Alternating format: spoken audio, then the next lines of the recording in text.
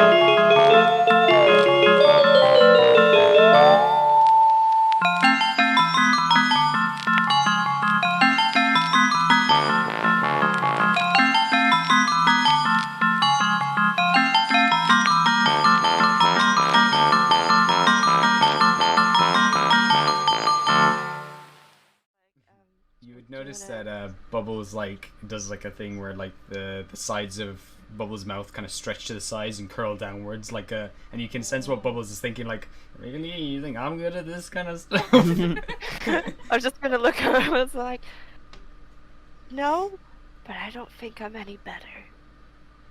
You really want me to go up to that man and go like, oh, it's okay, she wasn't much of a loss. See, I can't. Bubbles kind of points inside their mouth, and just you know what Bubbles is saying the whole time, and Bubbles is just trying to communicate like, I can't even talk. I think that's the benefit. Yeah, that's true. Okay. Ghostly, I think this might be for you. What's that then? Like, go give Brian a hug. Oh, Brian's upset because there are splinters and bits on the floor.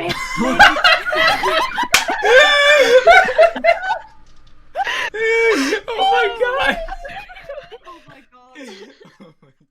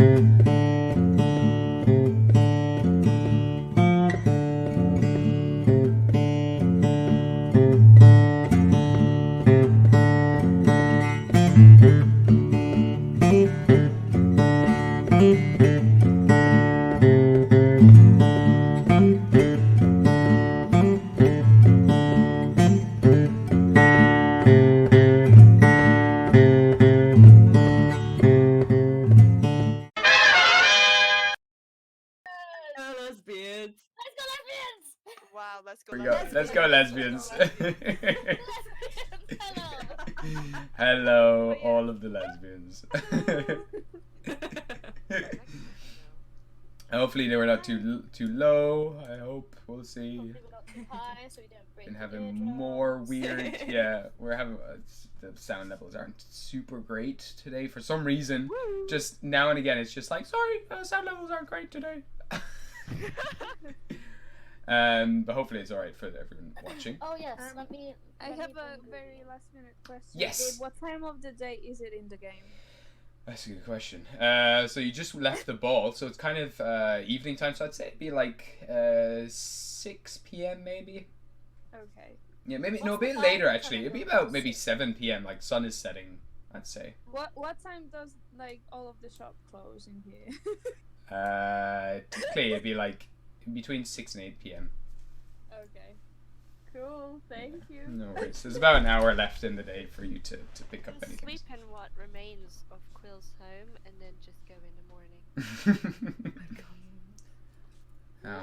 I'll minor illusion a house, a very small house that people can put like a pinky on, so they can feel like they're together. I heard someone join and I was like, who is that? And it's Groovy! It's Groovy, I baby. forgot that I should put him on first. Yeah, I don't know what's wrong with sound levels, but just OBS is weird. But hopefully it's fine. Anyway, hello everyone. Welcome to Into the Multiverse. So Into the Multiverse is a series of D&D campaigns, all set in the same world of Gostar. However, each one of these campaigns takes place in an alternate reality or timeline, and this one follows the story of PP Rebellium.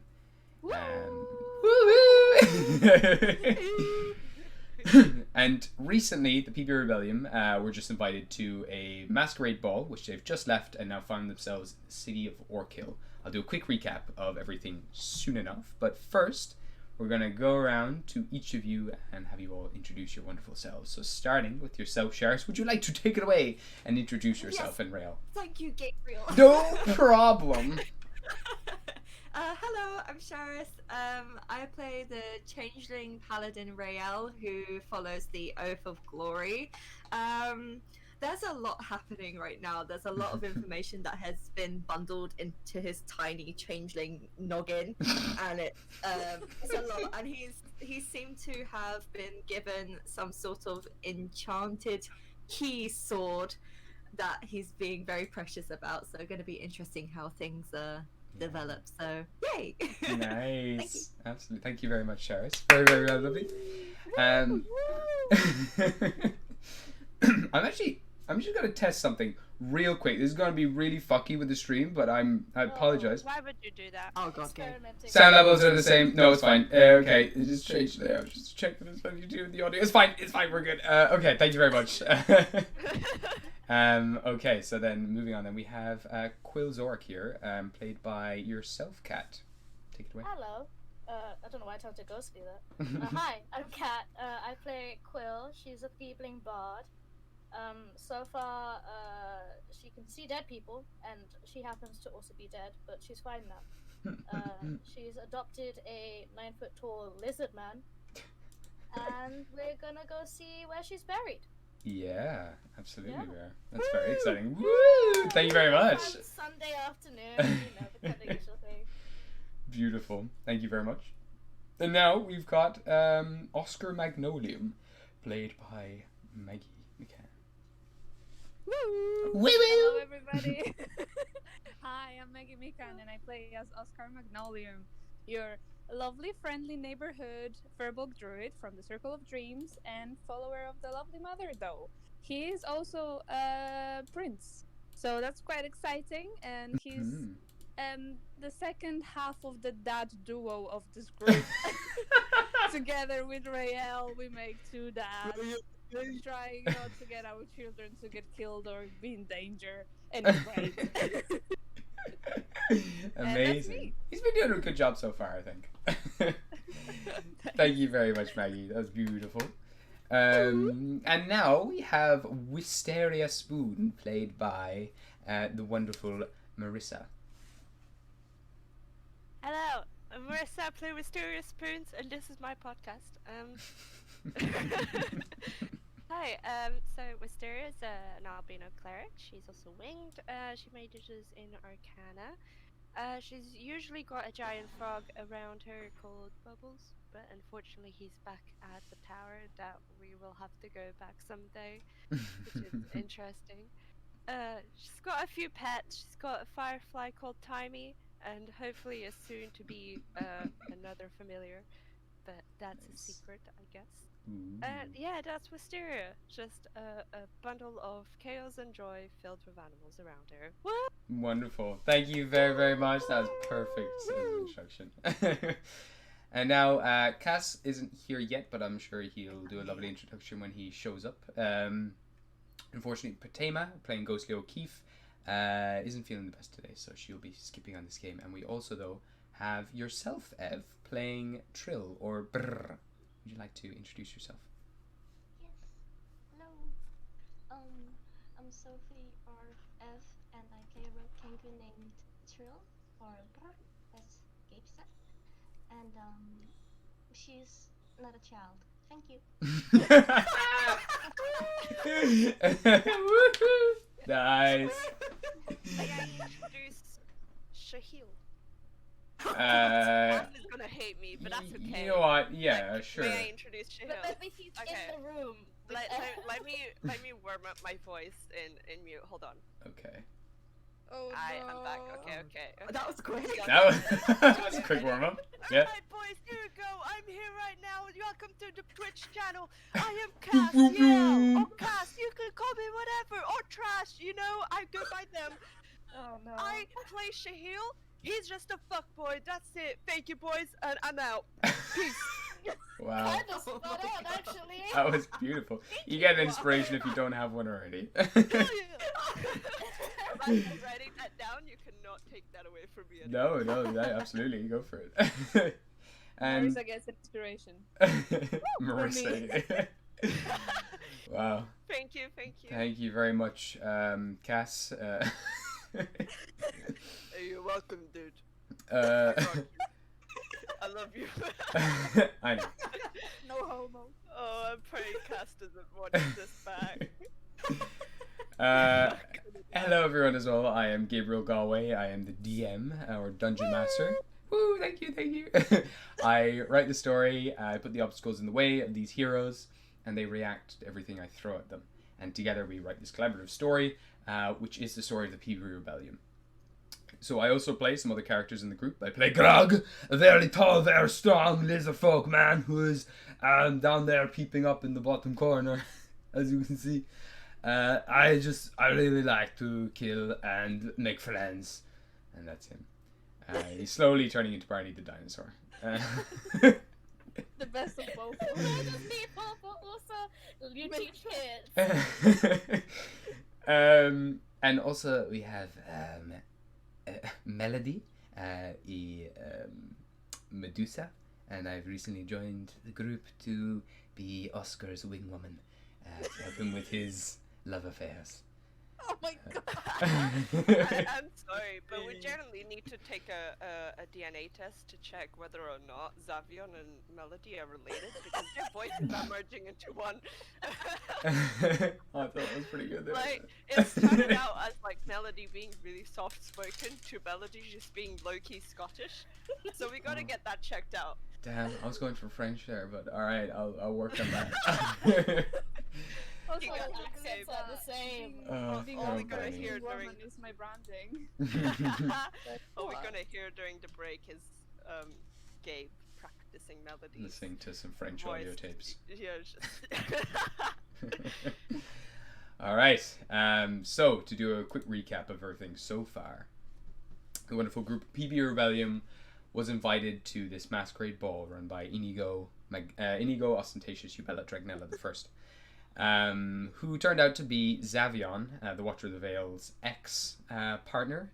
He invited them to this masquerade to flaunt them around and show off their skills to all of the kind of high-class nobles of the Veil. There was a bunch of different, there was like catwalks, there was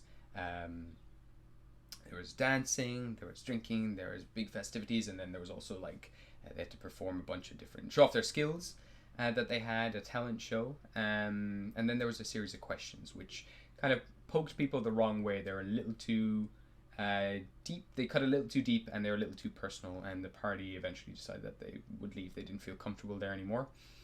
Inigo Ostentatious Ubella Dragnella the First announced though that to Rael that he had more information about Demu, Rael's god, and let him know that Demu has only one follower left in the entirety of Gostar that Inigo knows of, and they have picked Rael of all people. Rael has been given this sword, this heavy copper sword, that is a key to opening up one of Demu's temples if Rael accepts the quest to go there and unlock that and hopefully bring more strength to Demu, who can hopefully fight off more of the Dreamer. And this sword in particular only seems to react to Rael as well when he takes it. Usually it's a very heavy, dull piece of metal, but when Rael wields it, it's this bright, glowing, magical sword full of life. Eventually the others decided they needed some time to think, and so all of you left the masquerade and made your way to Orkill, the town where Shahil and Trill used to run a lot of cons, and the town where Quill used to grow up. You went to a few shops along the way and then decided to stop off at Quill's old home. And so that is where we are now. You made your way through this kind of overgrown part of the city. You've also discovered as well while walking through Orkill, there's been a lot of murders recently, a lot of people who are suffering from lycanthropy have been killed off by a lot of the guards who keep order in this town. But anyway, you found your way to through this overgrown place inside Orkill, which has been known to be haunted. A lot of people avoid this area, and so it's all overgrown, and you now find the ruins of Quill's old home. And that is where we're gonna pick up. So looking around, you can see what once was, you can still see burn marks across parts of the stone walls here that aren't covered in moss and roots and everything else. All this a lot of it's overgrown. The ceilings and the roofs have fallen in, but there's a few little houses around here.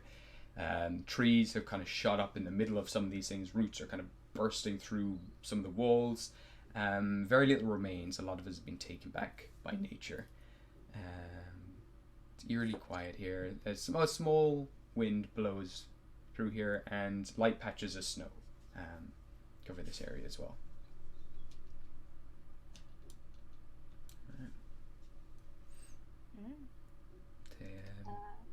Am I able to see where our graves are? You would, yeah, just by this tree here, or actually no, it would be, yeah. Let me see here. We're gonna. I forgot to mark these in. So it's been a while since you've been back here, and your memory is quite hazy as well in terms of everything that went on here previously a long time ago. But you still do see one of these wooden crosses, two wooden crosses in fact, by this tree, covered in kind of moss and snow as well at this stage. One of them's tilted to the side, kind of fallen off to the ground, and there is disturbed earth around there, but it's also quickly grown over with grass and moss and tree roots.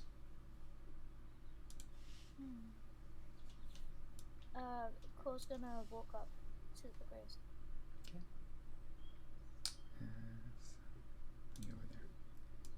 Get over there, and While she does that, can I just do a general perception check, please? absolutely, Just to yeah, see if anything's weird. sure. That was a 16. 16? Yes. Nothing out of the ordinary. A few birds kind of flutter by and everything else, but it's very quiet, and going from the bustling streets to here is a little strange. It's all of a sudden very, very silent, and not many people seem to come here, and a lot of the trees around this area kind of absorb most of that sound from the city, and it's incredibly peaceful. You do notice a few kind of wild animals, but other than that, it's pretty calm. It's like deemed a safe space. Yeah. A lot of people avoid this place, but because thinking Okay. it's haunted, but it has a very different vibe. There's nothing scary or spooky or anything about this place. It's quite peaceful. Okay, thank you. No problem. So, Quill, you make your way over to the graves, and a little different from what you remember. You look at the tree you kind of rested up and recuperated at. Images flash back in your head, and you remember it's all kind of broken up, just like a slideshow. You remember. Oh shit! Sorry, my phone's ringing. Who the fuck is calling me? Sorry. Go away, Mom. I'm streaming right now. We're live right now. I'm live right now, Mom. Live Wow. I'll mute that. Sorry.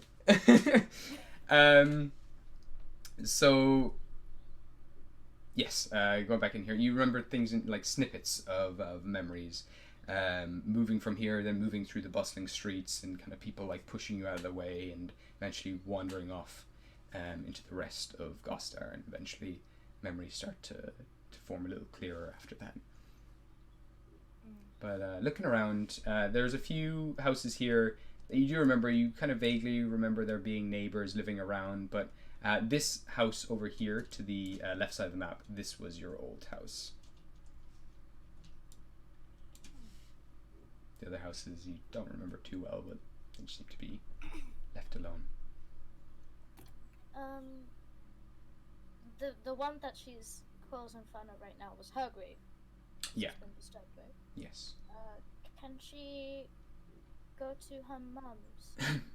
Just kind of sit, see if she can feel anything? Yeah, sure. Give me a religion check.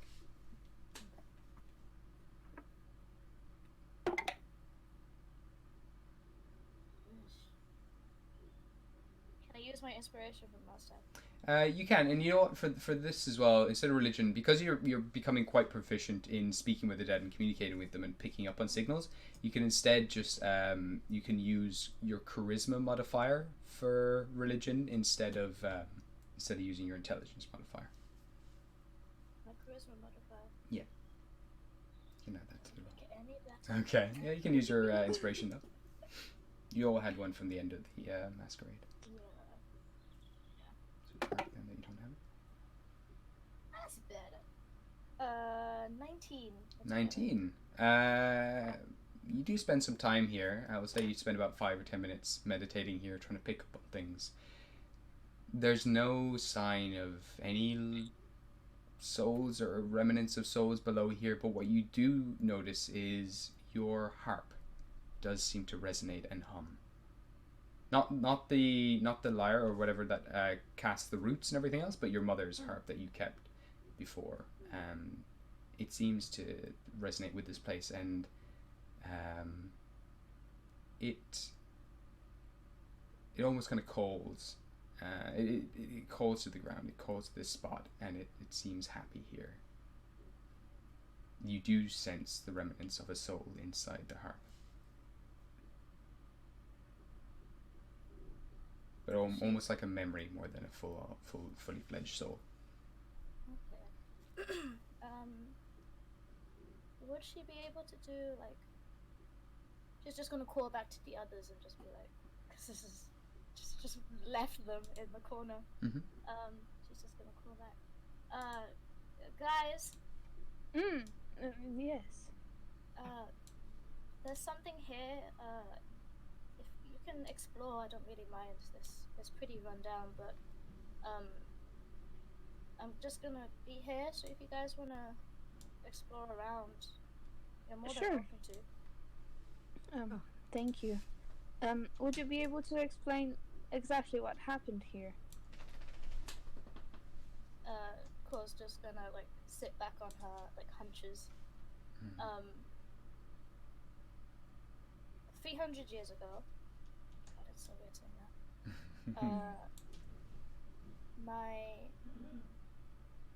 My parents were working at, well, at least my mother, I think, was working for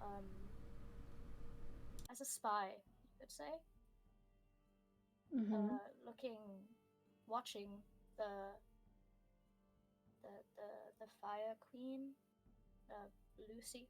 Do I know Lucy? Like, do I know that name? You do, yes, you know the name. Okay, so I can say that. She was watching Lucy, and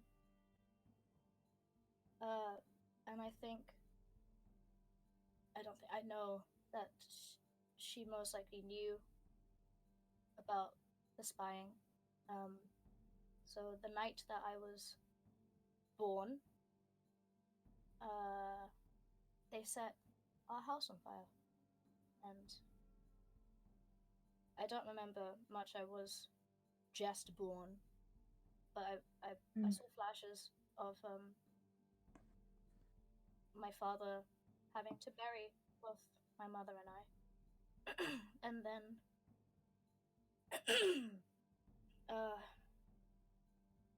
going insane. Insane.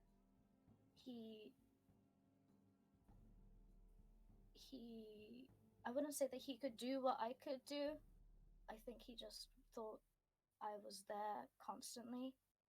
But well, I was as a ghost with my mum, and I was there, and he was teaching me stuff, but he didn't know. I don't think he could really see me or anything.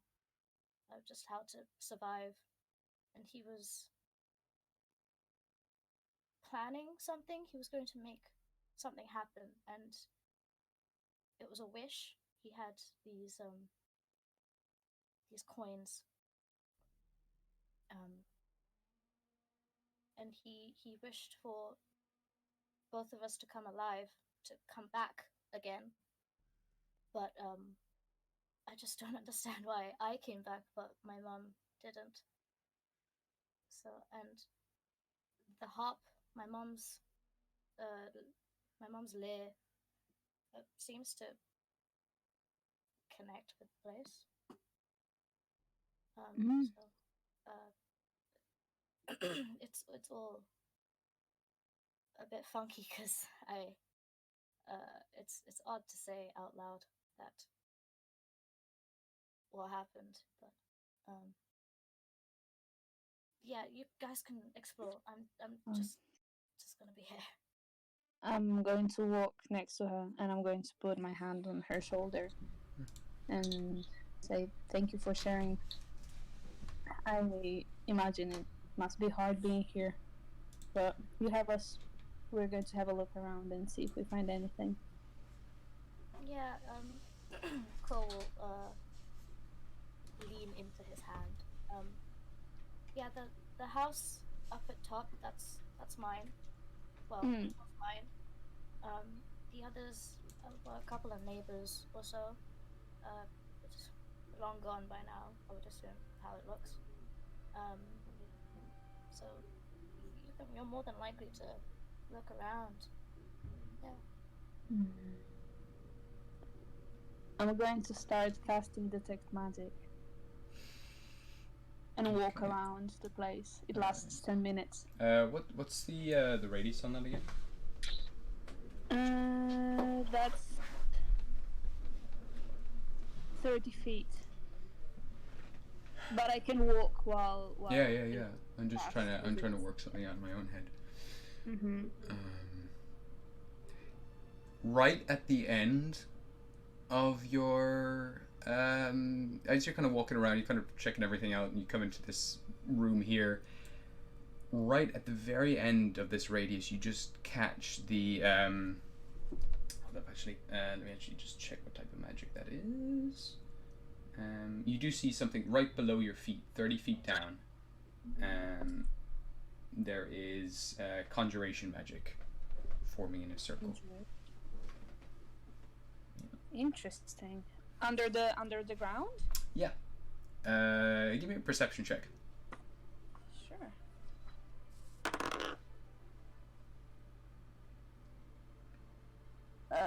23. That's plenty. So, let me just do something here now. So, right underfoot, covered in moss now at this stage and overgrown with roots and vines and everything, there is a small trapdoor. A what? A trapdoor. So, like, on the floor. Okay. Yeah. It's covered in kind of rubble and rocks and everything else, and the boards themselves are slightly rotten, but there is a little rusted iron loop to lift this thing up. It seems to be it seems to have intentionally been covered somewhat with more foliage that's also been overgrown with other plant life, but you do see just a lip of it, which you managed to brush aside. And yeah. Okay. As I move the moss around and start digging into the grounds to make the door clear, I'm going to look at it. Is the door of magical essence or something beneath it? It's not the door. It's something. It's something underground, far below you, about 30 feet down or more, even. Okay. So I'm not touching. I don't want to touch the door. I'm just scooping the ground around it. Sure. And I'm going to go and call the others then. Okay. Guys, I think I found something. Ooh. What did you find? There's some sort of door on the ground. It was under the dirt and moss. Quill, do you remember any entrances that were other from the main ones? You wouldn't. No. No. I don't remember my father going through any other exit when I was a ghost. Should we check it out? I can touch it. I don't know if it's. Do you even touch it? There is some magical essence coming from underneath this door. I don't know how safe it is. Quill's just gonna rip the God fucking damn it. Okay. As you rip this up, you actually kind of pull the entire thing off the hinges, still trying to figure out your own strength at this stage, but you just cleave the entire door off the ground. However, as you do... I imagine so. I swear to God, if you guys to roll initiative. No. In my own house? No. I just kill. I kill. Go away, Consuela. Can you roll me a Kerm's dexterity on the other- saving throw, please? Kerm's on the other side of the door. Okay. 10 altogether. 10. That is a fail. As this one dart shoots straight towards you, and you take... You might actually be fine. Do you resist poison damage? Yep. Okay. This dart shoots into you, and then you kind of look down at it. It injects poison into your body, but it has no effect on your body. You would have taken 16 poison damage, but Ha! you're fine. Fuck you, Dad! Not today. And now below this trapdoor, you see a set of stone steps going down deep under the ground. Would I be able to roll a vibe check? No, I'm You joking. can try. When I see if there's like any specific auras or like any, if I could tell apart like any bad or good magic.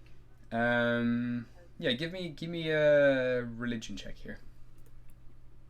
Oh, okay. Ah, my eyes. 11. It seems kind of empty. It seems kind of abandoned. There's nothing that you can pick up, and even with your perception check as well, with your high passive perception, you don't sense anything below there. Doesn't seem to be anything existing down there. Does my harp, not my harp, sorry, my lyre, give any resonance? This is your mom's lyre, is it? Yeah. Yeah, the lyre is The my lyre mom, is your the harp mom's. is a Apologies. Yeah. As you've moved away from the grave, it seems to be a little quieter, a little calmer. Doesn't give us much stuff for going down here. It seems to be safe to go down. Doesn't seem like anything's been alive here for years. She's No- gonna no rip out offense. the, Quote. she's gonna rip out the dart and just kind of be like, smart. She's just gonna Dad, look at the I kind others. of want to analyze what kind of poison they were doing. Yeah, it'd take about an hour to start like breaking it all down. You'd need your Okay, I'll put it oh. inside my back and I'll just do it later. with Sure. the rest. Yeah, there's a little bit I'll left just- in there. I'll give the dart over. Yeah, sure. Cool. All right. Is it dark? Yeah, pitch black. Do we have anything? No. it doesn't Ghostly. Oh, But what's that then? Lantern, but then I remembered I didn't bring the lantern. Oh, I can do one of those thingies. Hold up, let me just. And she starts shaking her hair, and all these fireflies come out of her hair and continue down into the basement below. Is that all right, Oscar? Did I do okay? That's lovely. Thank you. Oh, no problem. So much. Happy to help you in any way I can. Kind of goes to like just touch your arm, but kind of brings her hand away. Hell yeah! Okay, giving us all what we wanted. Mr. is kind of gonna be like, I can do that too, and just bring out Timey. What color Timey is right now? He's like a orange color, I guess. He's kind of go orange going into like a purple hue now. Orange! Porridge. He is porridge. There's just this one oat floating down the stairs. Oh my goodness. And they stand out Timey amongst the isn't a others. firefly anymore. He's just a, He's just- a breakfast food. It's just a glowing oat. Just a glowing oat. Wow, That's what all it's fireflies full are. of fiber. He's just an oat with a specific fruit at the end of his butt. All right, so yeah, you light the way, and you can see now as it goes around the corner, it turns into a spiral staircase, this stone spiral staircase going below the ground. Could Mysteria kind of like just rush past and be like, I love spirals. These are so fun to fly around. Alright, so you hurry on down the spiral staircase. Before I go down, can I check the cubby? Can I check if there's anything in the room that I would have been through 100%. when I came into the world? Yeah, absolutely. You were in a bit of daze, and almost instinctively you went to the secret compartment that you remember, and you start pulling up the floorboards again. And below the floorboards, give me an investigation check. See if you spot anything. Investigation 14. 14. Looking around, it's hard to see. It's very dusty in here, but you do manage to see this one thing pushed way off to the corner, covered in moldy rags that are wrapped around these kind of leather, and then it's like moldy rags that are also surrounded by like a waterproof skin. And you pull that out, unwrap it all, and inside now you see this purple sphere that is then has this jaw of like a skeleton that's slightly, it's kind of like transmuted onto the rest of the orb, and then there's these two indents in the sides of this orb as well that resemble like eye sockets of a skull, and it kind of goes like from bone up until this amethyst like crystal sphere. It's clearer. It's incredibly clear. There's no faults or anything in this crystal. But you instinctively know it. It's what your mother used to use for communicating with the dead. Ooh. How big is it in comparison to Quill's hands? About the size of your head. That's fucking big. Very impractical to take.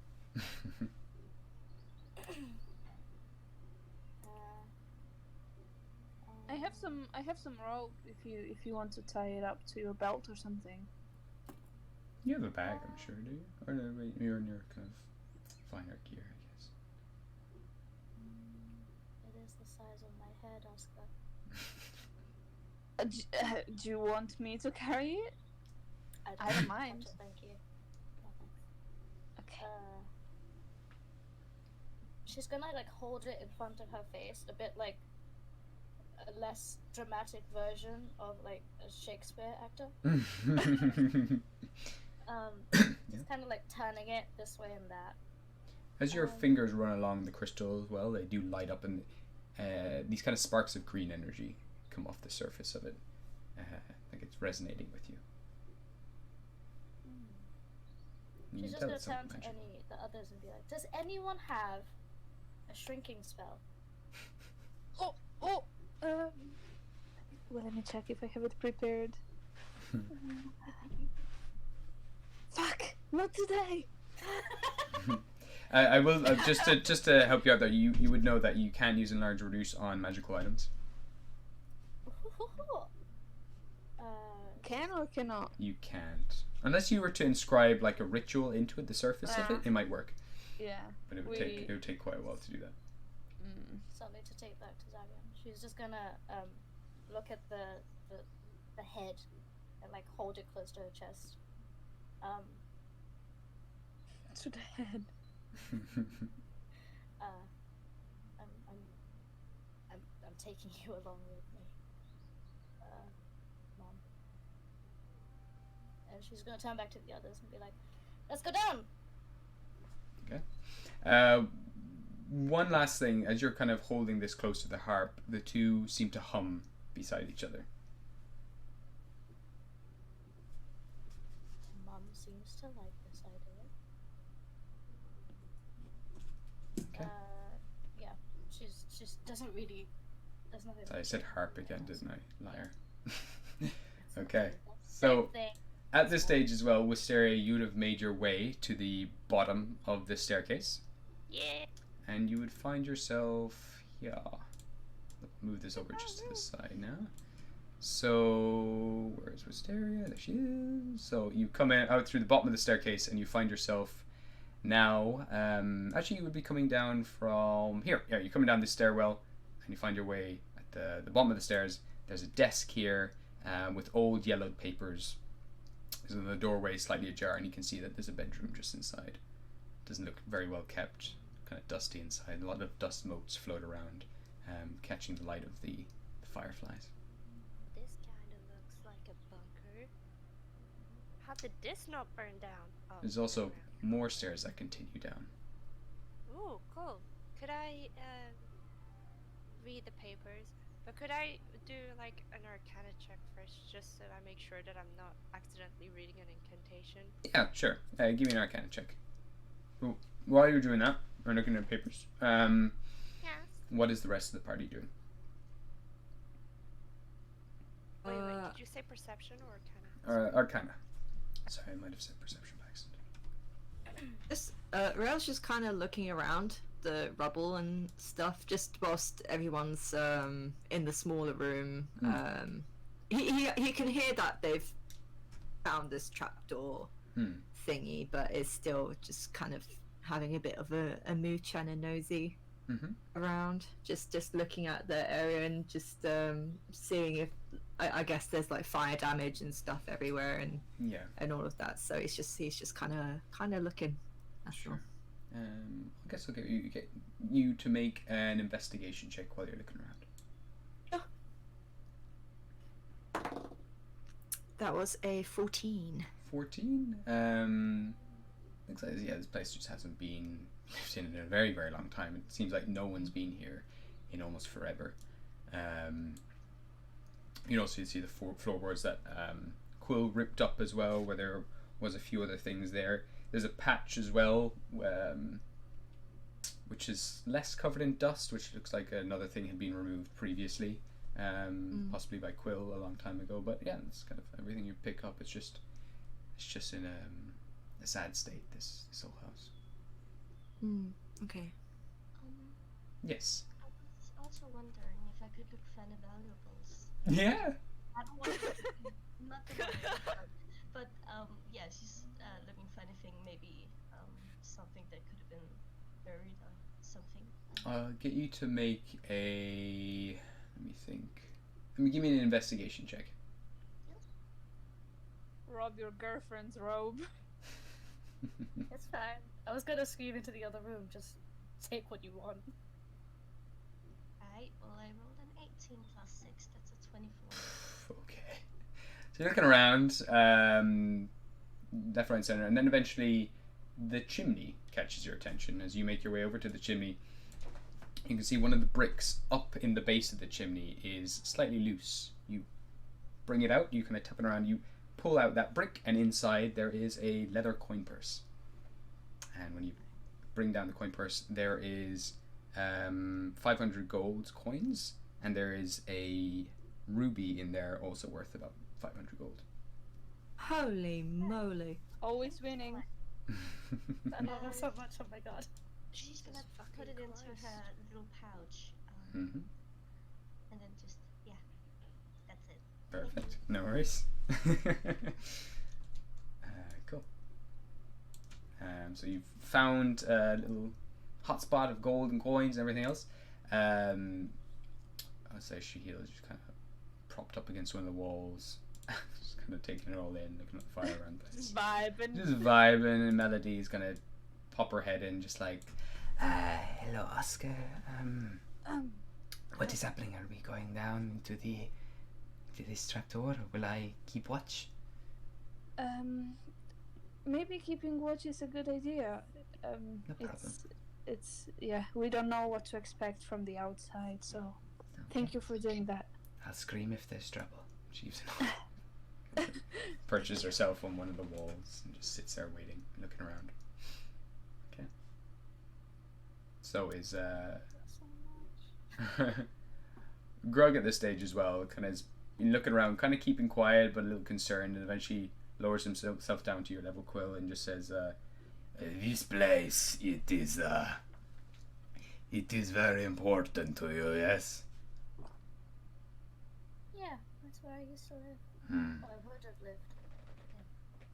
This is a very nice house, really. And he kind of just pats one of the walls and a few bricks fall loose, and he's like, oh no. And he tries to delicately put them back where they were, but they kind of just fall down again. He's like, I am sorry. I am so sorry. That was accident. That wall was coming down. It's on its own. It's okay, bro. It's fine. It's alright. I'll be more Sorry, careful. state of a house right now.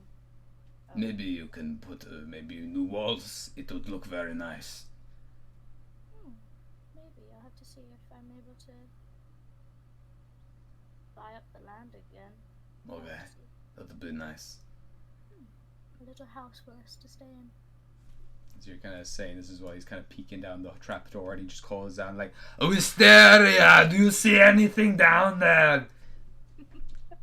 There's a desk. What did you get in your Arcana check? 17. 17. There's nothing magical about these papers. There just seems to be it's a bunch of scribbling, like trying to mark down locations. They're coordinates all over the place, and some of them are crossed out. It seems to be like a checklist, and they've kind of gone through all these coordinates looking for certain objects. Do I recognize anything about it, or is it just completely like nonsense to me? It's kind of nonsense, and the ink has faded a lot. But you get the sense basically that with little notes here and there around the piece of paper, they're searching for something. They're searching for these. Again, this code word is used again and again in all these notes, but yeah, they're just going from location to location searching for things, and each one seems to be crossed out as they can't find it. What's the code word? Sorry. Code word would be it's a series of like dashes and notches. You don't recognize what this kind of language is. Nice. Any language that seems to be written here is in some language that you don't actually understand. Could I put my pink glasses on, please? You could, and you're gonna spend I think so you can try to read them. Technically, this isn't a language. Morse code, isn't it? You would understand that it is thieves' cant, but it's undecided. Thieves' Yeah. It's just a secret series of notches and crosses and symbols and things like that thieves use to communicate with each other. Okay. Quill's gonna make her way downstairs. Okay. Quill. Yeah, what? Yes. I found some notes. I don't know if you'll be able to read them. Even my glasses can't read them, and they can read anything. I know. So from what I can tell, this is not a language, but it's a Morse code per se called thieves' cant, and it's like loads of little thingies that make like coordinations and words, and it's just. Wister. Hand the You were pieces of trying to paper look over for here. something. Can I have the paper? Oh yeah, hell yeah. Oh, sorry. No. I can try to decipher it later if you want me to. But it should seems be like a- you were looking for an item. It's a checklist, but it seems like they didn't find it. She's gonna like shake out the papers Mhm. like a newspaper and just kind of look at it. Can she read it? Yeah. That's such a dad thing to do. I'm sorry. Give me a- Put on glasses. Her eyesight's fine, but she's getting the duster. Can you give me an investigation check? Would I be able to cast guidance on that? You can, absolutely. So you can roll a d4 and add that to the roll. A D4. Mm-hmm.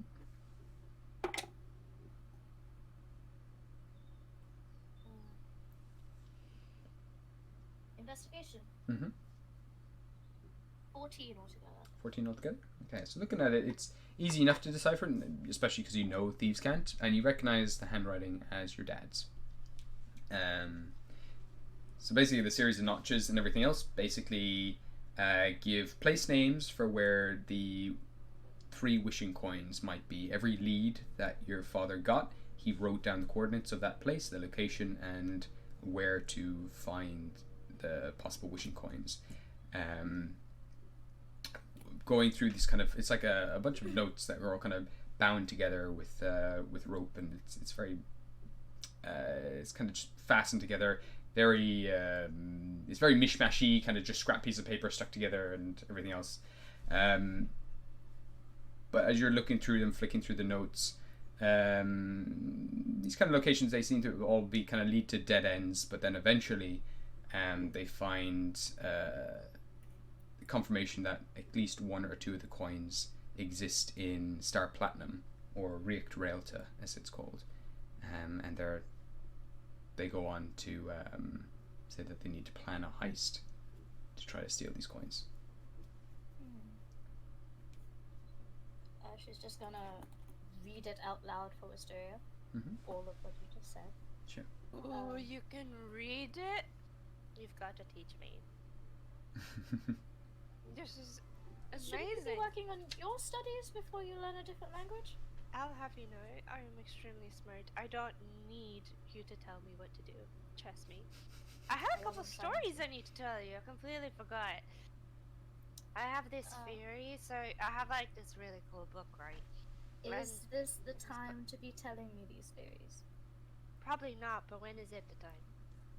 Maybe when we get back to your dad's house? We have to. I know you're angry with him, but you're not gonna solve anything by being in a strop. As Talk about these things. as you're talking, there's this flash of blue light coming from the bottom of the staircase, and you hear this like a thud. Quill's gonna look back at Wisteria and be like, I'll be like, that was me. Could I do like a perception check? Quill's gonna shout up to the others, be like, something's down here. Do you wanna Shit, that's a 21. come down? Okay. So you're listening. What is it? I don't know. We don't come know, down. do we? It wasn't me. I get a 21. Okay. So as you listen in, you hear this voice from down below, just saying, "Oh, I hate portals." And they seem to, you hear this person kind of getting to their feet, and then there's this wrenching sound. There's this Oh, okay, whatever's down there, I don't know if I want to go see it differently. Wisteria. Listen, I can't see people throw up. I'll see Wisteria, people throwing up you and I'll take throw the up, and I don't papers. want to throw up. Do you guys take need the papers. healing? Come down the stairs. I am Wisteria. coming. Hello, I'm here. Go. Okay. Whisper. Shut the fuck up. I am here. No fucking point now because we just shouted to you to get down. Anyway, Wisteria. Take the Oscar. books and anything you find on this table back upstairs. Go. So do you need healing? Oh my god! Oscar! They seem to be okay, Oscar. I don't know what the problem was. Can I just whisper shout upstairs like, Oscar, we're okay! Stop shouting! We're trying to be sneaky! And I'll look back at Quill and kind of like 2 thumbs up, but I think I really handled that well. Oh god, Rel's just gonna face palm. Just hearing that noise, just oh my god. Rel's he's gonna actually pick up the skirt of his dress and wrap it around his waist so it turns into more of a sash. Cool. To keep it from getting dirty, and he's just gonna go downstairs. He's just Alright. excuse me, Oscar. Oh, just go down. sorry. Let Excuse me me. know if they need healing. Wait, can I look at Riel and Quill and I'll look at Riel and go, hi, okay, so we heard someone downstairs, but be warned, they're you know, like throwing up. Well, Really, they teleported. But I got this, guys, don't worry. And I'll use Misty Step to go downstairs and teleport and see what it is. Yeah, Anyway, Wisteria, before you do anything stupid like that. Oh, I've take the already done notes. it. I've just used Misty Step to teleport downstairs. It has I hate 30 this feet family. range. I don't know if You're teleporting down the that I stairs? can see. Yeah, could I go to the foot of the steps and go down the stairs? But like, I don't want to Okay. go down the stairs. I want to teleport there, Sure. just in case like something's. I don't want them to hear me get on the stairs. And it's Understood. Shahil. I'm gonna Sorry. put it over here. Rel will just. I'll go get her, and he'll start going Yes. downstairs as well. Just Okay, roll his so eyes you- like, oh god. You teleport down and reappear at Rail. You're continuing down the stairs just behind Wisteria. So I'll pop you. Where are you there, Rail? There you are. Quill's gonna take all the notes from the table, any books that she finds, Okay. and like try and hide them as Okay. well as she can. Sure. Okay.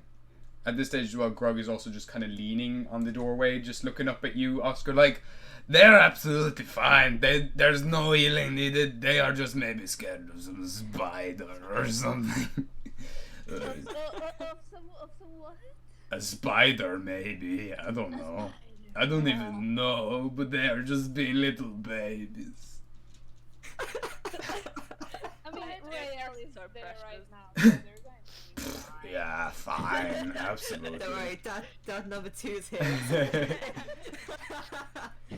That's taking care of the number 1 child. Yeah, the number 1 troublemaker. So, in here as well,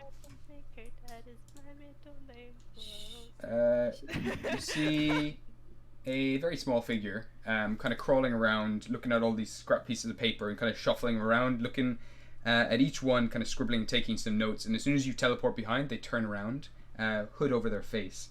But you see this pale green-skinned individual look at you with red eyes. Hey, I'm not here to attack you unless you are to attack me. I heard you throw up. Are you okay? Can I ask who you are? This is kind of like a burnt down house, and it's very rude that you're staying in it, you know? Like, people died here.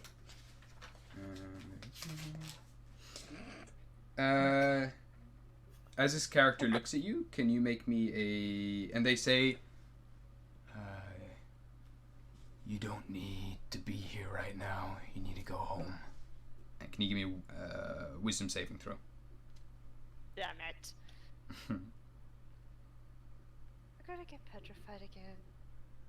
Fuck's sake, my fucking life, man. Oh, for fuck's sake, I got an 18. 18. Okay. So with that, you feel the influence of this individual looking up at you and trying to sway you and get you to return back, but you manage to shake it off. You kind of just blink a few times and he tilts his head. Yeah. Oh, that was kind of cute. I like it. So why are you here?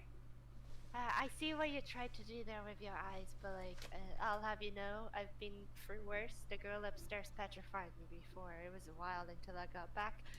Big battle, whatever. But if you do that again, I will attack you. Wisteria. Yeah. Stop. And he there's tried two to of you. attack me though. He wasn't attacking you. He kind of looked at me. Kind of looks at the two of you, kind of over and back. They're cute. I'm still learning, but are you a goblin? Or just a really small tiefling? I used to be. And he takes down A his really hood. small tiefling? Or a goblin? A goblin. Oh, okay.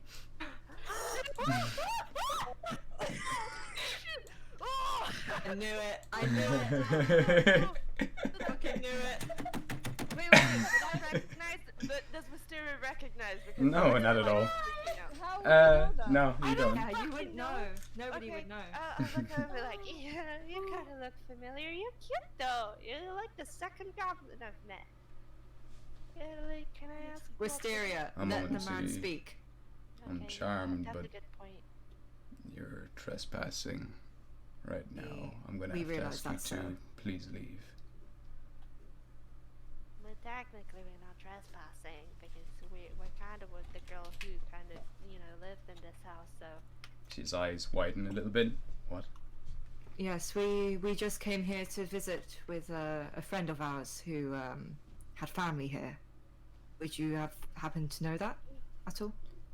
He doesn't even kind of pay any attention to you now. You watch as he kind of looks past you and turns into a cloud of dark mist and then moves through you all and continues up the stairs and refabricates at the top of the stairs and meets. I'm gonna contact just with- quickly look at Rael and just say that went well. Quill's like in the You middle really of need to hiding. work on your communication skills. And he's gonna walk upstairs. Okay. So make the Wistaria's moves. gonna fall over Rael and go like, oh, I thought I did pretty well there. I don't. Quill's like in the middle of hiding stuff, so she's like frozen, trying to hide stuff. There's a little smirk across his face as he looks at you. and he's kind of taken it back and just strolls on up behind you. What are you doing there? She's gonna slowly turn around. Hiding my own things.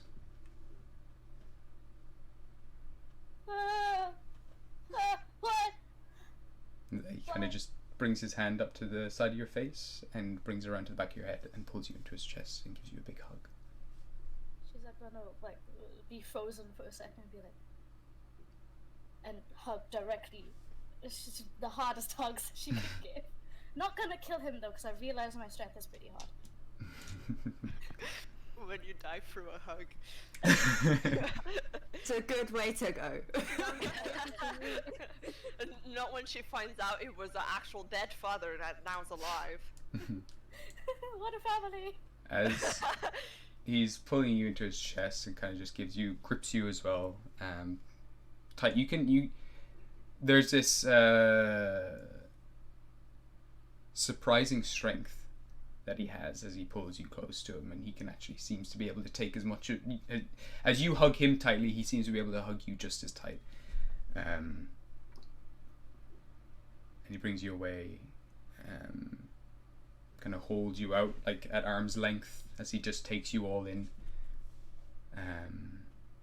Seems kind of speechless, just taking every detail. You can see his irises are blood red, and his skin is a lot paler than you remember. It's just it's this dusty green color, and as he smiles there, you can see two very large canines protruding from below his upper lip. But he's just kind of taking you all. He's just absolutely delighted to see what he can see, and eventually he says, I didn't think it actually worked." How tall is my dad? How tall is your dad? You tell me. Yeah. How tall is your dad? I'm 4 foot, so I think we're around the same height-ish. I Yeah. would say I'm a tad bit taller. Maybe. Yeah, with your mom's genes as well, you'd probably be a little bit taller. He's probably a little smaller than you. But he's kind of safe. You've grown. How are you alive? I saw you turn to dust. What are you doing? What? I saw you burn. It's lovely to be in a world of magic Very true. where we can fix our mistakes. I didn't think I could have. And he kind of brings his fingertips through your hair just to pull back your hair away from the burn marks on the side of your face, as he then just kind of trails his fingertips down the side of your face, examining them. Does it hurt? No. I don't really feel much. Nice trap, by the way, upstairs. Nearly did the poison, but it's fine. Wouldn't work on you. That was the idea. I'm glad you found this place. Sorry, after so many years, you think I'd be able to prepare something to say to you. It's so good to see you. Your mother, is she here? Oh, His eyes kind of light up, darting around the place. oh, Dad. I'm so sorry, but she didn't come out when I came out. Okay. But her lair, it's doing something. Show me. Bring it here. She's gonna like hold out the lair and put it on the table. Like, I was close to the grave and it was like resonating or vibrating, and then when I held it to Mum's spirit focus, it was doing the same thing but more.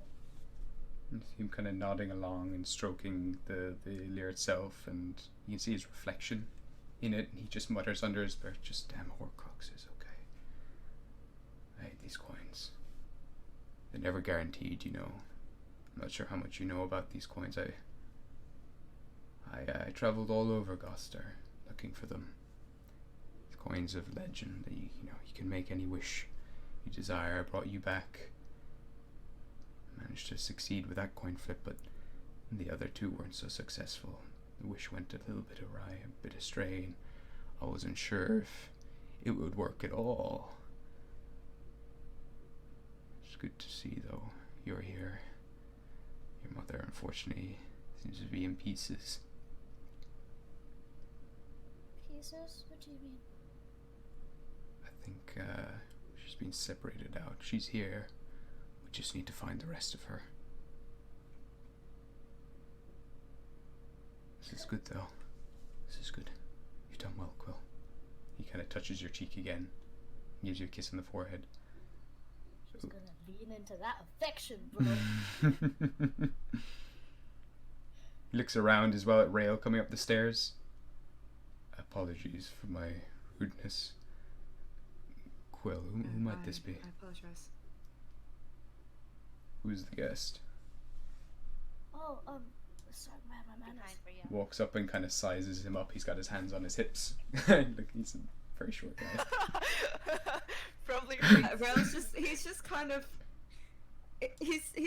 of standing there, not quite lax, just giving him eye contact, but not standing in any sort of authoritative pose. He's just very calm, just looking at him, just letting him size him up a bit. He's kind of looking at him as well. He's not really seen many sort of guest goblins, so he's just like, oh, okay. You see as well, this man has a tail. That kind of whips back. I don't know. I don't want to mess too much with your character design. My dad gave. Okay, there is a small tail, which is rare in. There's two types of goblins in this world. There are the more intelligent goblins, and then there are the feral ones that are just like meat eaters. But the more intelligent ones are often slightly taller, just a little bit taller. They're a little more good looking. They also grow teeth, and they have tails. But there's something about the presence of this individual, like despite his size, his personality and his confidence makes him seem that much taller. It's almost like you kind of barely notice the shortness of this character. They're so cool and collected and comfortable in their own skin. And there's something almost intimidating about it. Yeah, okay. Rail's just gonna put his hand out and just give a small sort of respectful nod, and he'll just say, Rail, nice to meet you. Takes your hand. Can you give me a strength check, please? Jesus Christ! This is Oh god, are they gonna have that like really manly strength handshake? Like, Dad probably thinks it's Quill's The boyfriend. Yeah, Quill's exactly. boyfriend. Meanwhile, Grant's upstairs protecting the stairs like, hi. well, it's fine. I'm a strong boy. I got a 25. 25, wow. So you watch as he kind of seems to have a lighter handshake as he shakes your own hand, but tightens a little bit. But you manage to tighten back, and he kind of is a little bit surprised and kind of takes his hand away a little faster than you do. And he kind of just moves his fingers, and he has this big grin on his face as he turns over to you, Quill. He's like, I like what you've picked here. He's a beautiful man, beautiful lad. Kind of just slaps you on the calf. Dad, don't make it weird. No. Oh no, I'm not involved in that way with your daughter, sir. I'm just a comrade. You see his kind of smile drop a little bit and just says, shame. Mysterio is just pissing herself behind. Like, well, So, do you guys need any healing? How many are there? He's looking around. Mysterio's just literally on the floor, like, oh god, them too. Oh, that's bad. Oh god, wait until she actually. Oh, hi, I'm Mysterio. He's already kind of walked away back to Quill.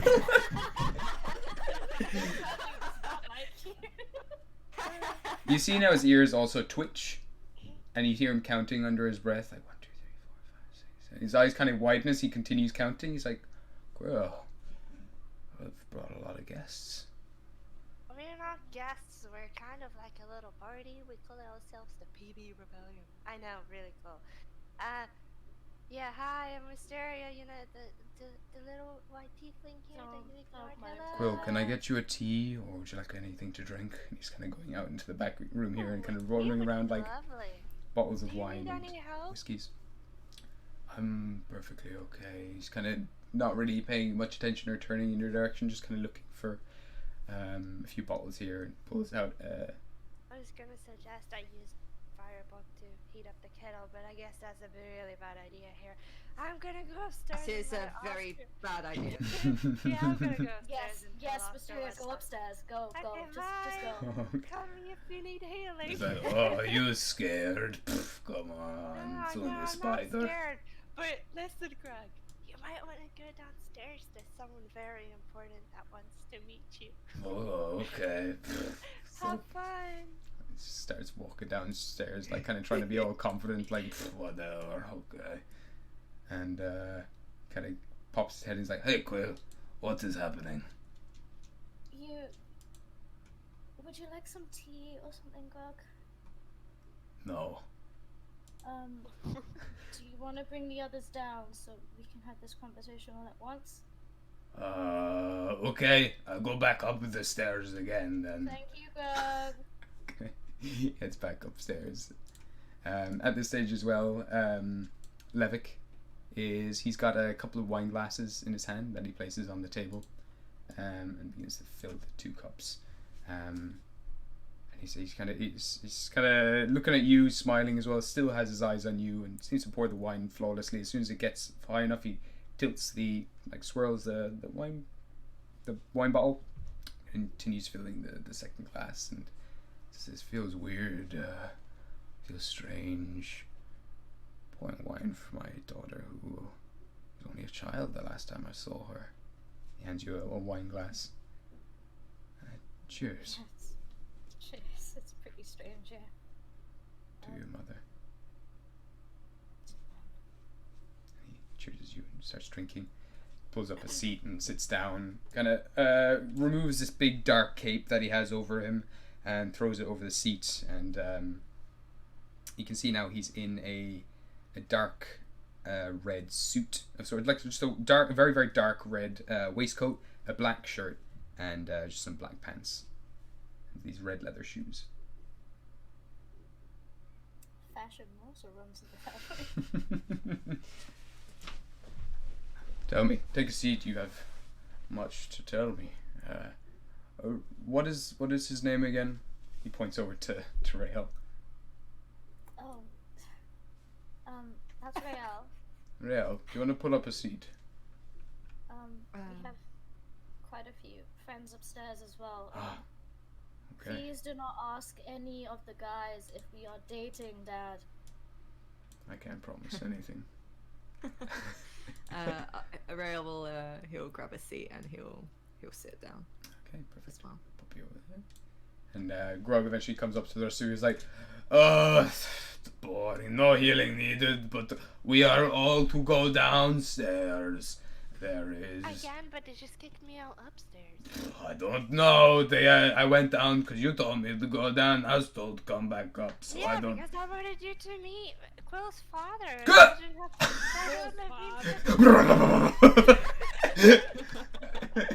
What?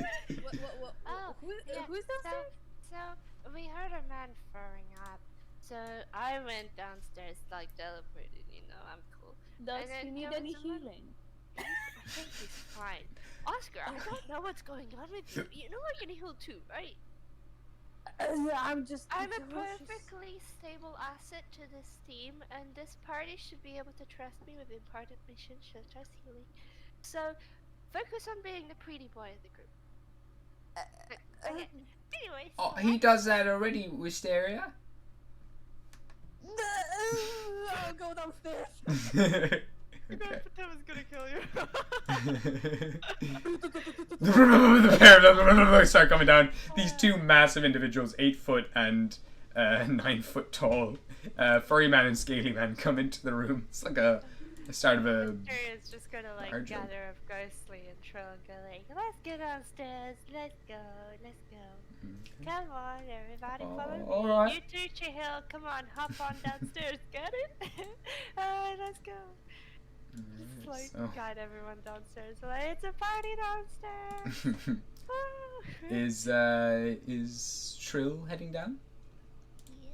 Alright, perfect. So we can say that you will eventually start crowding into this small space, pulling up stools and chairs, and eventually you all get settled. Hold up here. There we go. We got Wisteria. I imagine my head is like stuck to the ceiling. A little bit, yeah. You're kind of bending My over. neck. Grog as well is also hunched over. Yeah, it's very small. This is fine. even Rael was kind of like a little. I mean, like Wisteria, yeah, 6 foot tall. Your horns would have almost been touching off the top of the ceiling here. But yeah, it's The big boys have to crouch. yeah, literally kind of almost half squatting. Like, sorry, excuse me. Yeah. Who needs chairs? So that means my feet are actually touching the floor, because if I'm floating like I usually am, I'll be hitting the ceiling. A little bit. It's like maybe there's like a couple of centimeters above you. That makes sense. Okay, that's fine. And then she healed as well. Pops down here, and we'll say also Melody will bring her down. All right, so all of you managed to crowd into this space, and you see there's this big kind of like chill but pleasant smile, this lazy smile on Devik's face as he's seeing all these lovely people kind of crowd into the room.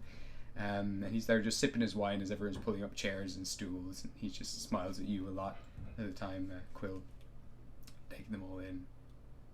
And eventually, once everyone's settled, he kind of puts the wine glass down and looks at each of you in turn, and eventually turns to you, Quill, and says, "It's lovely to see how many friends you've made. I'm glad to see you've been doing okay." I'm glad to see that you're doing okay. Well, I'm doing okay. I'm doing alright. Not as good as you. Not many friends. But, this does warm my heart. Well, you have me now, and with me comes all of these guys. Good to know. Please, tell me, who are you? Let's get some introductions. He pours another glass of wine for himself. I like this man. Another. You need more than one glass. Yeah, exactly. This mess. Not the best with Wisteria names. is gonna but- sit cross-legged on the floor and kind of go, who's first? Who's first? How about you take it away, little one? Ooh, me. Yeah. And he turns around on the chair, kind of sitting, like propping his arms on the back of the chair now, looking down at you. Or looking at this. You're about at the same height as him, actually, and sitting down. Well, it's nice to see you eye level. So, hi, I'm Wisteria Spoons. I'm tiefling and half fae. Really cool, I know. I'm albino. That's my sister Ghostly O'Keefe. She's also albino. Hi there. Yeah, we've got the same parents. That's why we're sisters. I come from Rumble Range. I've also got a halfling family, and I'm really smart. Oh, and I'm a cleric. Nice to meet you. Oh, and I'm 18. You see Oh, him my as favorite well. color's purple. You see, as he was kind of bringing his hand over towards you, and you mentioned cleric, he kind of flinches away a little bit, and kind of manages to change it into him just kind of fixing his hair a little bit and bringing some loose strands behind his ear. He gives a nod and he's like, pleasure. Feylord, you said. Apologies, you didn't say Feylord. You said Fey. Sorry, Feylord. Is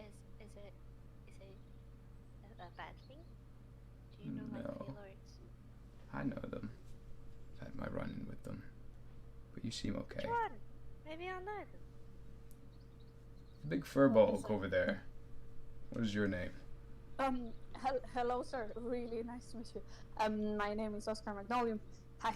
And I just put my arm like across everybody and try to shake his hand. one finger. kind of takes your hand as well, kind of grabs the whole hand and kind of shakes it, putting two of his hands around your hand. And there's this nice firm grip from him as he kind of shakes your hand and kind of moves it up and down. To meet you, and I shake harder. All right, give me a strength check. Oh no! that wasn't my intention. Okay, it's a 5. 5. You feel this as you're trying to squeeze back, like he also kind of just catches your fur, and it's like he's moving your whole hand up and down by itself, and like he's very happy. He's like, I haven't seen a fur balls in fucking years. This is great. It's an absolute pleasure. I see where your daughter takes from. How old is Oscar? How old? Yeah. It's like 20 something, right? He's about 26. Okay. 27. Yeah. Okay. Cool. Magnolium, I met your mother when she was a kid. Yeah, I can see her in your eyes. She's just spitting image. My mother. Yes. Which one? Shit. I forgot their names. Meredith. Yeah, I know there's 2, but I was trying to remember the names as we were saying this. It's either Alba or Eden. Alba, that was it. No, sorry, thank you. Okay. Alba, lovely girl, full of very springy, running around the place, screaming, banging pots and pans. That sounds like her, although she's a little bit more serious now. Responsibilities. She's the queen. Of course. And let's hope you don't become as serious as her.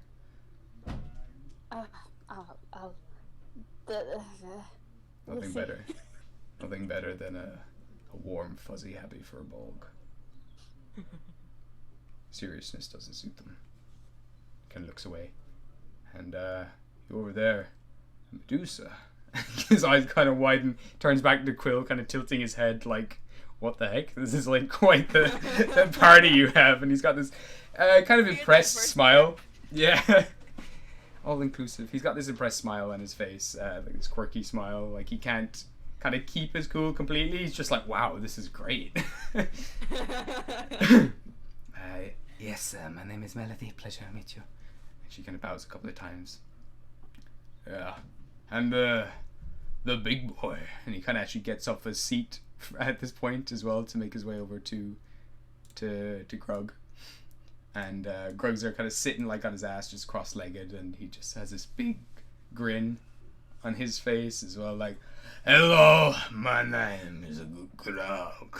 He's trying to look cool. He's like trying to. You can tell that there's something about him that's like he's trying to almost mimic this character's voice and like his personality, and he kind of brings out his hand in this cool fashion. He's like, "It is a pleasure to meet you." Cole's just looking between the two, just like, oh my god. You see him kind of lightly take the finger of Grug and just kind of shake it very delicately. And you two, is this one the boyfriend, Quill? So he kind of turns to you. Dad, no.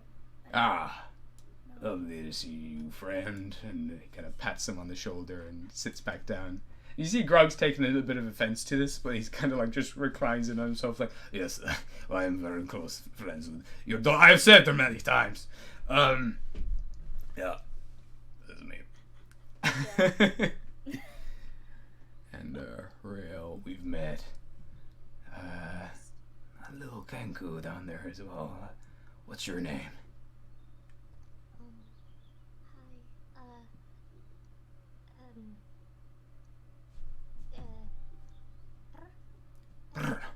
You can see as well, like as he says that as well, he kind of mimics it almost exactly. Like he seems to be familiar with Kinku speech. Just gonna perk her head up, just a bit surprised, but not really saying anything. Where are you from? Sorry.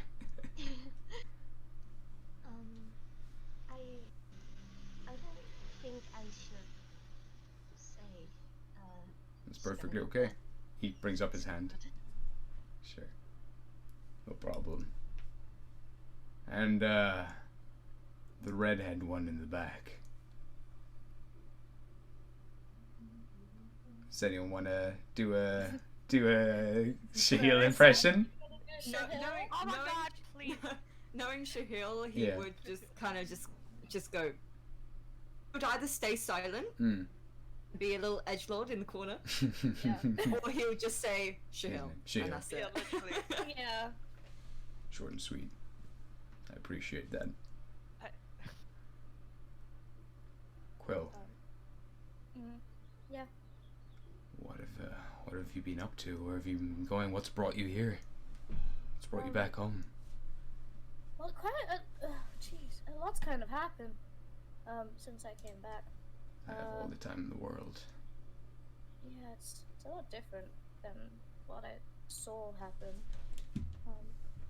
I met a few Fey Lords. Two in specific. One's dead, and the other one, we tried to kill her, and then she seems pretty nice now. I think the death thing actually really helped her out. We got trapped in a dream world by said Fey Lord, Lilith. I think you may know her. I do, Fantastic lady. of Tried to course. kill us multiple times. She has a tendency to do that. Yeah. Yeah, tell me about it. She's my grandmother. Is she my grandmother or my aunt? Your grand Great- aunt. great aunt. Your grand aunt. Yeah. Okay, sorry. Like, you know, my little family tree is getting really confused. Yeah, tell me about it. She's my great aunt. Oh yes, Wisteria is Zavion's child Hi there. So is Ghostly. and Ghostly. Zavion. Wow. How's he doing? Ah, I know, right? Uh, Yeah, he's- he's. I'll answer this, Wisteria. Yeah, okay. Yeah. My dad. It was my dad you're talking about, so. He kind of reaches out across the table to just take your hand in his while you're chatting as well. She's gonna take that hand. It's cold as well. As soon as he touches hand, it's incredibly cold. Aww, we're both fucking freezing. He seems sad. Yeah, of course. That's what happened. I can relate. Yeah, but you could meet him now again, see him again. I think he may appreciate that. He talked about you and Mom once. Yes. We've met him a few times. One for his wedding and a couple of other occasions. Your mom was closer to him than I was, unfortunately, but we've met a few times. He seems like a good man. He's really nice. Complicated maybe for my tastes, but Yeah. nice guy nonetheless. What else happened? So many things. We got invited to a party, but that was fake. And then we got told that we have to do something. I'm just so happy you're alive, and I don't remember anything else at this point. Me too. He just gives your hand a little squeeze. Have you got a place to stay in Orkill? You're more than welcome to stay here, although it is not the nicest. You know what? I'll give you some money. There's a lovely inn not too far from here. If you'd like to stay there, you're more than welcome to stay here, obviously. But this place is embarrassingly filthy. So many beds either. I just got you back, Dad. I am not leaving your side for a while. I'd like that. He kind of looks at Although each of you The again. others, Yes. they can do what they want. Will be my guest. I don't have any food on me at the moment, but I can hop out and I can grab some pieces and bring it all back if you would all like to eat here tonight. Quo's gonna look over at everyone and be like, yes, let's do it, let's do it, let's do it. Sounds lovely, thank you. All right. Thank you. It's, Thank you, sir. it's a pleasure to meet you all. He kind of looks back to Quill as soon as Oscar says this, and he's like, That's the one. That's the boyfriend, right? I can tell. No. Yes, I just facepalm. Maybe this is a conversation for private affairs. You got it. Yeah, he kind of stands up as well, kind of dusts his ass off a little bit. Says, "Right, I'll be off. I'll head into town. I'll be back as quickly as I can. Make yourselves comfortable. The place is yours. Hope you don't mind that I'm rushing off again, but I'll be back as soon as I can. Stay safe. Always." And he poofs off into a pile of bats that fly past you all. Can Wisteria just walk up to Riel and go, "What was that better at communicating there?" He's just kind of a bit lost for words, just staring at her like, I am just so tired right now. I can't comprehend anything. Funnier to me is that Wisteria has to look down to Riel.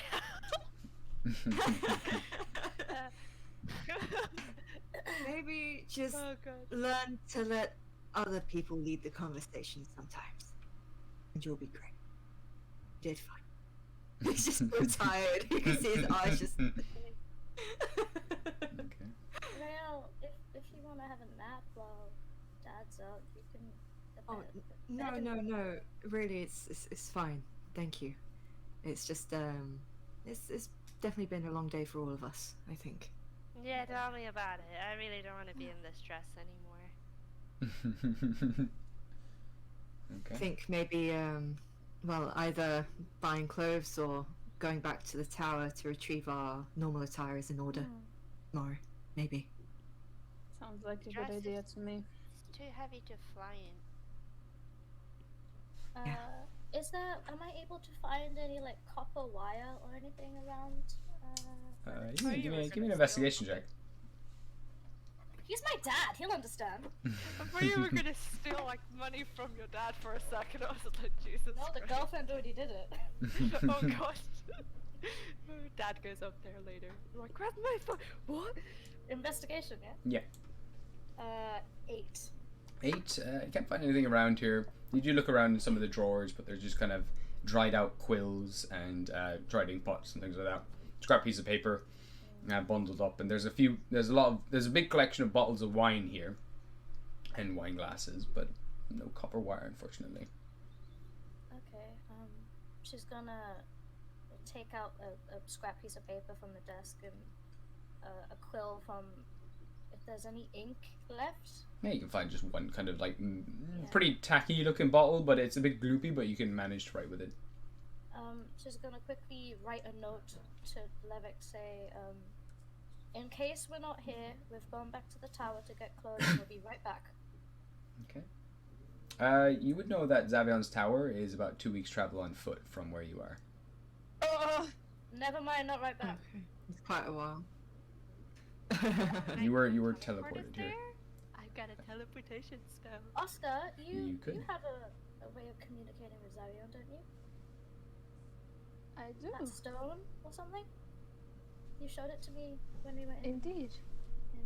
Yeah. Lilith's tower. I kind of look at Wisteria and Ghostly, and it's kind of go silent for a second. Like, I can handle it, no problem. I've got this. I've got this. I go upstairs. You going upstairs? Okay, cool.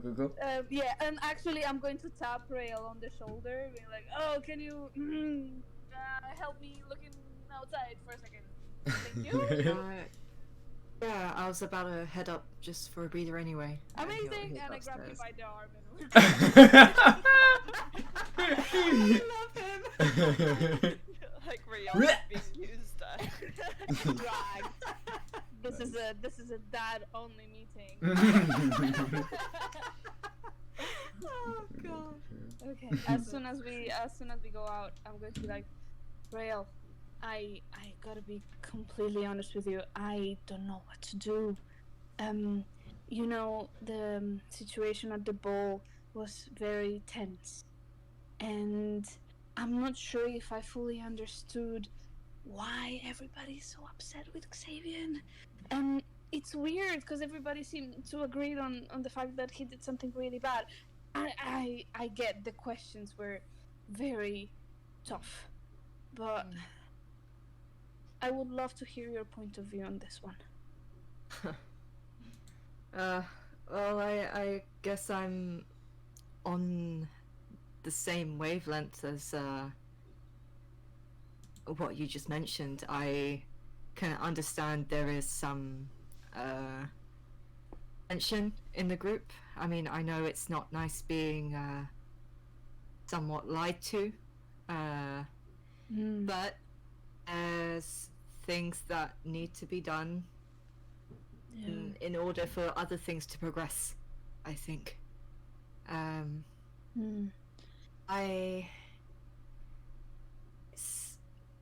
whole thing was a test. I'm sure you realize. Yeah, I did. Maybe a little bit too late when I realized Not your fault.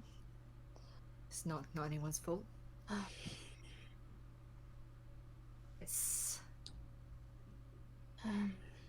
well, I didn't, when the issue got mentioned, I wasn't sure that we could just say no. It's something that is very new to me. Back home, I couldn't just say no to a mission of any sorts. It has to be sorted by someone. There is no options to that request. So I don't really know how to deal with this situation right now. And mentioning Sabian seems a bit of a soft spot right now. But we have all of our weapons. Yeah, everything we own is there. Yeah, Madame Sprout and Bubbles as well. Yeah, we can't move on without it. It's just, I understand to an extent. I guess I'm in a similar boat to you, Oscar. I'm used to taking orders. I'm used to giving orders. I'm used to following plans. I'm not used to spontaneity. But it's as you said, this is something that we don't have a choice. If we don't do it, who will? Exactly. That's what I was thinking too. I'm scared, obviously, but someone has to handle this. Rael's just kind of folding his arms a bit, sort of leaning against one of the walls, just having a bit of a think about kind of what happened during the last session. And he's just kind of tapping his finger on his arm. That sword that Inigo gave me. Yes. I think at the moment that is our best lead. Got nothing else to go off of apart from that sword. What do you mean? Going to be blunt. Please do. I saw Xavian after I had a incident with Shahil. I just went off to get a breather, and I overheard Inigo and Xavian talking, or more quarreling to an extent. Didn't mean to overhear, but it was difficult to ignore. I start biting my nails. I don't want to worry anyone by what I've heard, but at the same time, it is something important that should be said. And I'm sure I trust you understand that situation very well. I do.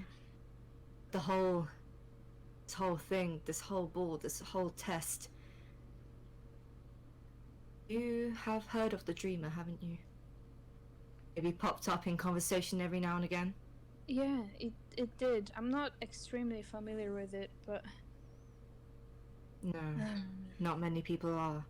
I mean, I'm still learning. There's much to learn about. That God or whatever it is something much worse than Lilith. This was a whole test to see if we were able enough to get rid of it. Oh. And Xavian knew that even if we are prepared to fight, we are in no way prepared. We don't have much time. And that sword that Inigo gave me, it will help. There's some, I don't understand it, but there seems to be some sort of correlation between my goddess and the dreamer. And if we unlock the power to her, it will help us in this fight. Oh. The sword is our biggest hope at the moment. That's... And I Yeah. I had a bit of a quarrel with Shahil about it. He's holding on, that's why he's holding on to the sword right now, but he doesn't get that it's our biggest lead. We actually have a chance. That's amazing that we have something to lead us towards our goal. And have you spoken about this sword with anyone else? I mean, obviously, it seems like Shahil knows about it. Why is he trying to stop you from? It's a bit of a complicated story. That's fine. I won't ask. That's fine. Oh, it's fine. It's okay to ask questions. I'm not angry about it. There's just some things I need to figure out with him, but which do you think would be our best next move? What should we be doing? We need to get, first things first, we need to get our things back from Xavian's tower. We cannot progress without our belongings. I mean, it's okay for casters, but a lot of us who use weapons, we don't have them with us right now. I don't have any armor or protection. We have nothing. How are we supposed to defeat something in party clothes? It's impossible. That would be the first thing I would do. What if we manage to buy some in this town that we are right here? Wasting 2 weeks to go back to the tower might, we don't know what could happen in this amount of time. Maybe that's something that should be a group decision. Indeed. I just wonder if mentioning Xavian is something. Sadly, it's one of those situations where you just have to bite your lip and just go for it. No matter if it makes people uncomfortable, this is the reality of the situation and it needs to be dealt with accordingly. Of course, I know I'm a bit more upfront in that sort of sense. I know the people in our group, they're not born to fight, not meant to have this burden. No one is. I don't think there is anybody which will be ever ready to face something big. God, no. As big as a deity of some sorts. We'll never be really prepared. Nobody would be. I don't think we'll be ever ready.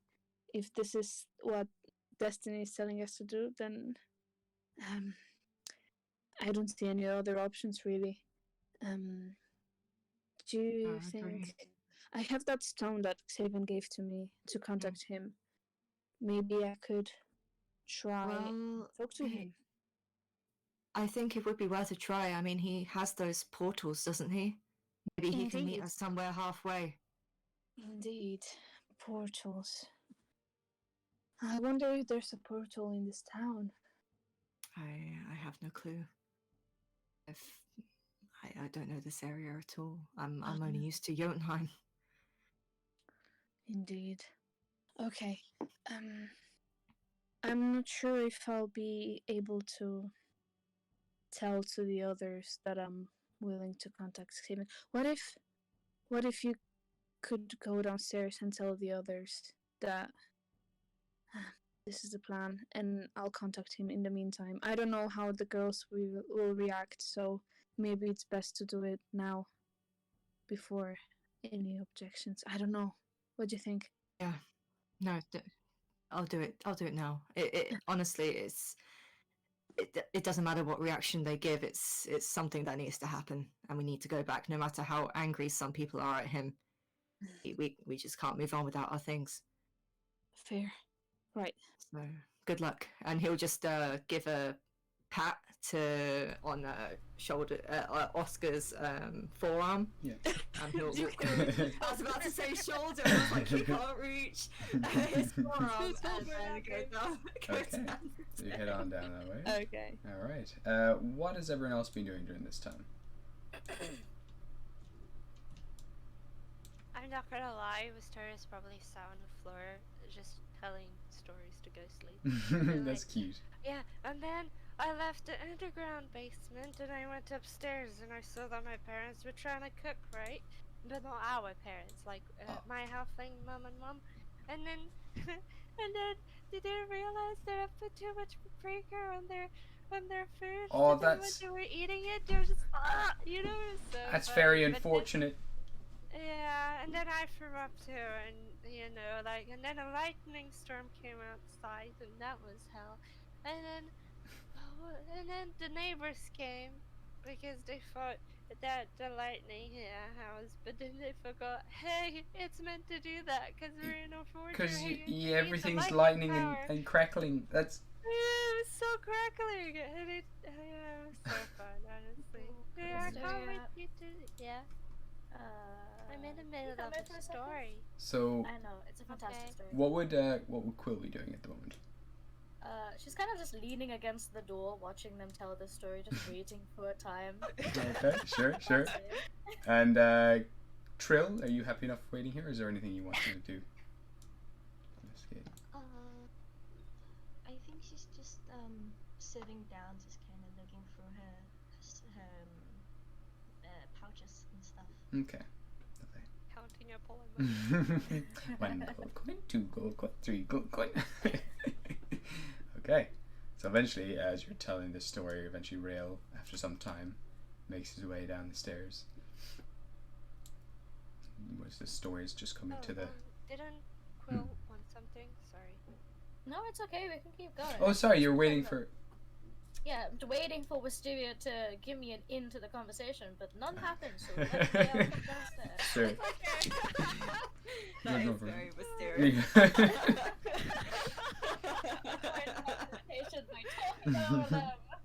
Oops. So this story just keeps going until Rael kind of comes in. Just his presence kind of silences everyone for a second. Oh hell yeah! Authority. Yeah.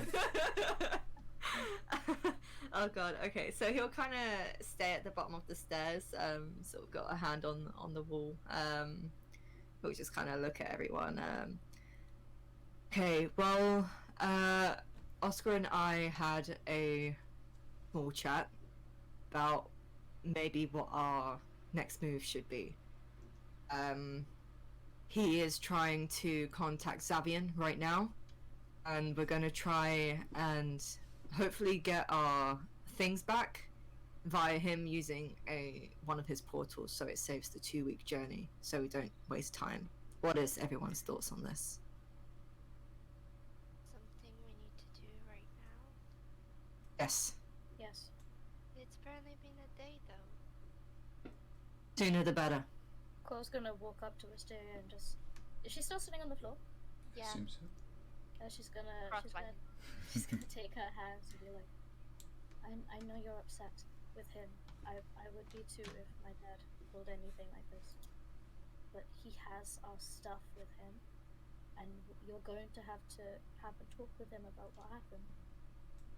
I just don't think he hasn't had children with him for so long, and I can understand where he's coming from.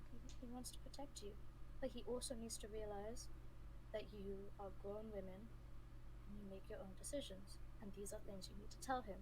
You can't tell him if you're hiding from him.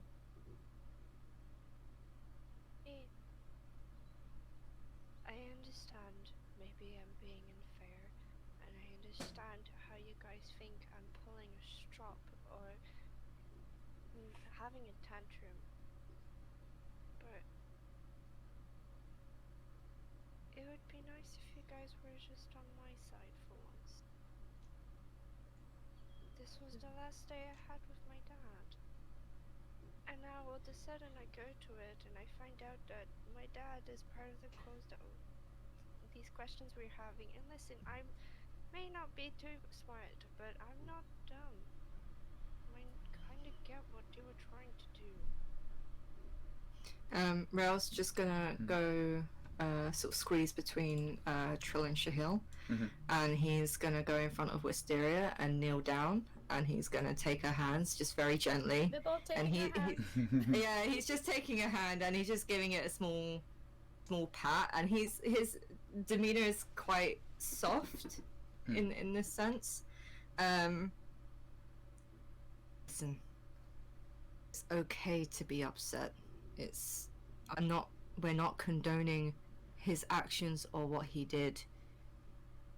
But it is also important to realize that even though it was incredibly uncomfortable and unpleasant for many of us, was done for a reason. Maybe that's something that needs to be sorted out, but that doesn't take away from the fact that he is your parent, and I can tell that he does love you very much. Even I can tell that he did not want to hurt you or Ghostly in any sense. Trust me when I say that. This is something that needs to be done.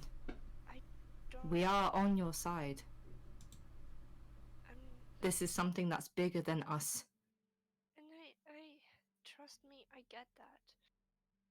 I'm not trying to be a child, but they come. All my life, I've never really known where I've come from, and then I found out, and then all of a sudden, my time was cut short with the person that I've been waiting all my life to find out who they were. And now that I do know, and the last day we had together ended up turning out like this. I understand that. What do you keep saying about last day? Wisteria, he's still here. Yes, he's still here. But do you know how many years I spent not having a family? Yes, I have my halfling family, but... You're talking to the person that just realized their dad's alive. Okay, yeah, but he's alive now, and he's here, so it's fine. I just get found your him. 300 You had years him for back. like a week. You had a time. couple months, but like, I didn't really know he was my dad until like last week. It's just... True. I understand I'm probably being really unreasonable, and I understand life is going to be better from now on, and if it's not, well, we'll get through it, because we're a party with family, whatever, but it was a lot for me to take in. I've never really gone through something like that. I've seen deaths, halflings pass away fairly quick in my town, doesn't seem like they live very long. But I've never been through something like this, and I don't really know how to deal with it. That's fine. That's fine. That's perfectly valid. If seeing Xavion is something we need to do, then I'm not going to stop us. I know You don't this have is to something speak to bigger him. than us. You And don't I know have to something that I should probably tell you guys.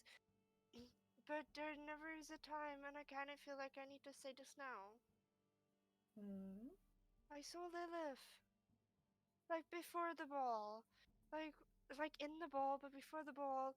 Me and Quill were trying to like look around and steal stuff, and yeah, okay, let's not talk about the steal stuff now, maybe later, in a later day, but we were trying to steal stuff, and I went upstairs and Lilith was there.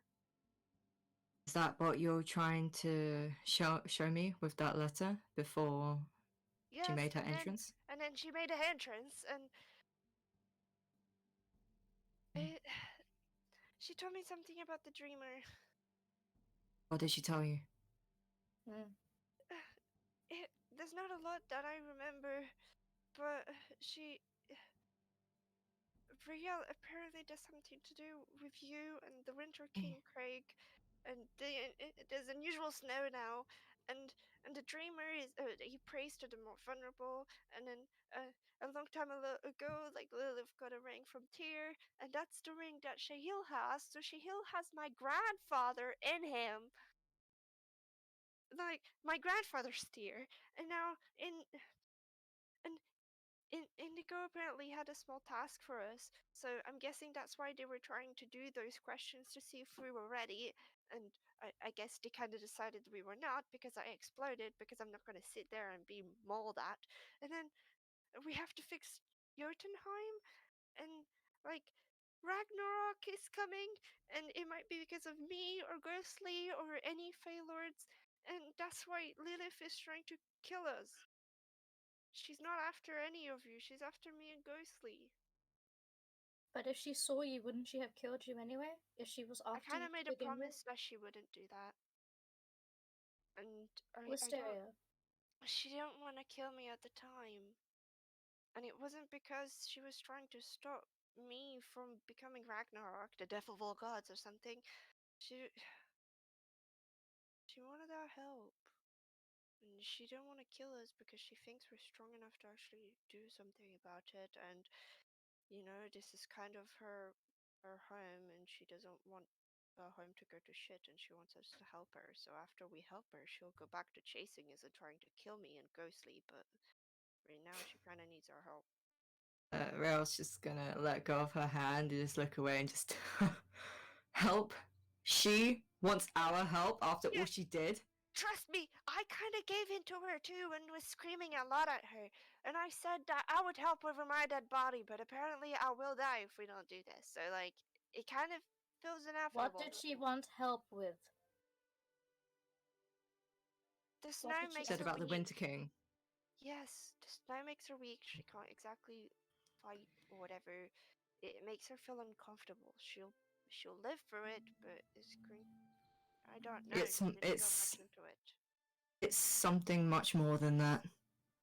This is, truth be told, about the Winter King is something that, well, for us in Rimgroff, we've been anticipating for quite a while now. It's scary that it's, well, you've seen the snow outside, and it's not even winter. He just kind of sits on the chair and just sort of elbows on his knees, hands clasped together, just thinking. I don't really know what to do. I don't know much of it. I wish I understood everything she said, and and Marissa kind of hoped she wrote everything down, but she didn't. But she kind of seemed desperate. Trust me when I say I was really angry. She tried to kill me multiple times, and that time she almost succeeded. But I also kind of found out something else. I kind of know why she didn't die. Why?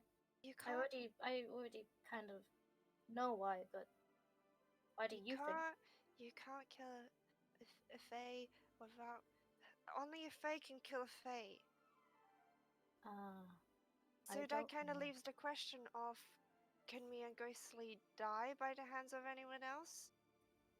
Let's leave that. No experimenting with that decision. Well, yeah, no, let's not experiment. I can't resurrect myself. But there's a lot going on here, and I may be too small to understand what's happening, but what I do know is that me and Ghostly and Rael have a lot to do with this. And so does Shahil now, because he decided to put that stupid ring on. I feel like Shahil would glare at me right now, just saying. Oh yeah, he would. Yeah. Do you know the saying, the enemy of my enemy is my friend?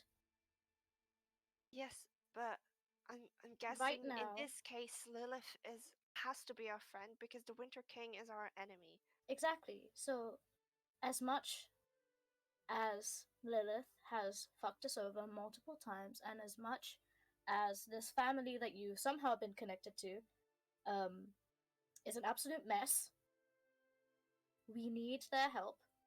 And if she has a lead, and that's the only lead we have, the best bet is to go with it. Help us, because I kind of... You don't need to... Just because you told her, fuck you, doesn't Yeah, mean I you still didn't can't do do that. it. I did flash the middle finger, but I didn't tell her. Just because you say something doesn't mean you have to go along with it. We can still do what she asked us to do, even if you said we weren't. Apparently, we have to fix Jotunheim, and that's the task that Indigo wanted us to have. We need. So, our two main goals are in the same place. I believe so. We need to do a lot of travel, and apparently it's going to be really difficult. Well, We need to get, I guess, face the Winter Soldier, but then that kind of leaves the question of what are we gonna do about Ragnarok? We'll leave that for just the- take something a step at a time. Take Right now, we everything don't a need to step at a focus on time. that. That is something that we don't even know is going to come true or not. That is something that is possibilities are endless. But now we know that the Winter King is here. He's arrived. And who's the That's something that dreamer? needs to be sorted. The dreamer, maybe that's something we can discuss it later. It's late. Right now, It's been we a long need our day. stuff. We need our stuff first. Will you be okay, Riel? It seemed like Lilith mentioned your name a lot, and I'm scared that the dreamer's targeting you. Oh, do as he may. Fine. I have to be okay. It's my job. They pray to the most vulnerable, though, so you can't be vulnerable, or else he'll get you. He won't be vulnerable. He has us. He just kind of scoffs a little bit. He's never been called vulnerable in front of his face. And you've never been the shortest person in a room. No. So he's just a bit sort of, not really angry at it, but just taken back. He's just kind of look at me like, do you think I'm vulnerable? Seriously? Mysterious just kind of look down and be like, you're like a whole foot shorter than me. Yes, I do. We have the same health. What do you expect? You're just as vulnerable as I am. Oh, this It's an interesting take. Let's put it that way. Oh. Okay, well that felt good to put that out of my shoulders. But I guess I'm not happy that we have to see Zavion now. You don't have to be. Parents and children squabble all the time, from what I've seen. I guess it might be time for us to sit down and have a conversation, and not as parent and child, but maybe as two adults. For now, let's sleep. Just rest. Feel like Let's put our minds to rest just for a couple of hours. It's been a long day for everyone. When I saw him when I was a ghost, I didn't really see him making any food, but I feel like it's gonna be good. Yeah, I'm sure it'll be great. It's very nice that he's welcomed us here. As long as he cooks as well as I do, I think we'll be fine. Let's hope not. That he cooks better than that. Yeah, it's always better to cook a little better, isn't it? Yeah. So, with that, as you guys have been deep in conversation, you've noticed a couple of things. Trill is gone. What? And also, Levick has made his way back down the stairs at this stage. He's started to hop back. Actually, while this is all going on as well, I'll actually hop to Oscar, but Levick now has a bunch of these kind of crates. He's kind of just holding it with both hands, and he kind of starts placing them all down. And you can hear bottles as well, kind of clanging. He kind of opens up one of the crates, and in wax parchment, there's a bunch of meat wrapped up as well, and he has some grains of rice that he puts down, and starts unloading a bunch of fresh vegetables, and starts looking around everywhere, and he says, is anyone a vegetarian? And we're gonna hop back now to Oscar. Oh no! Vegetarian. Wait, Mysteria turns back to him and goes, "What's a vegetarian?" Perfect. Did I have a word limit for the stone? You can use 25 it words. Oh yes, 25 words. And you can use Gabe? it once a day. Oh, 25? Sorry, can you hear me? I can hear you. Yeah, I glitched for a second. Sorry, it was me. Oh, sorry. Do I have a specific word count to use Yes, during 25 the sending? words that you have. So you have 25 words, Epic. and you can use it once a day, I think, to communicate with them. So one charge. Yeah. So Okay. one So shot at before, this. yeah, before doing the magic with the stone, I'll just walk in circles for like 5-6 rounds, sweating a little bit, biting my nails, and I'll be probably just like talking, like, oh my god, Wistir's going to hate me after this one. Just being really nervous and thinking about it properly, but he's focusing so much on the things that the party will think about this idea of his, that he's not really thinking about what he's actually going to say. So it's going to be very much an improv. Okay. So he's just, shaking, his hands are sweaty, and he's grabbing the stone. And he will try to replicate what Xavier did when he was sending the message to his parents. Okay, perfect. So I'm just like, drawing the circles on the stone, and it glows up. Was it blue, I think? I don't remember. Yeah, I it think would be, it it'd be was. like a teal color that it would light up. So as Teal, soon as you yeah. activate it and turn on this runestone, immediately you can hear this hum, and it's ready to record whatever message that you want to say. Okay. I take a deep breath, and I'll say, words are difficult. We know your intentions weren't bad.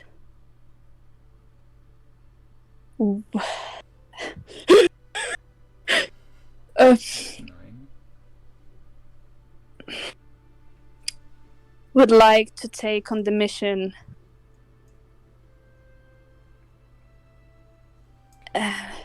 We need our staff back. We're in Orville. And that's cuts off. Or kill. Or kill. Fuck. Already? Alright, yeah. Those Xavier arrives of Orville, like, hello? Hello? Or kill. I'm sorry. Alright. I mean, at least I managed to say everything that I wanted to say. Yeah. Hell yeah. Well done. We need our stuff back. Help, Dad. I'm just looking here for something very quickly. Just setting some stuff up.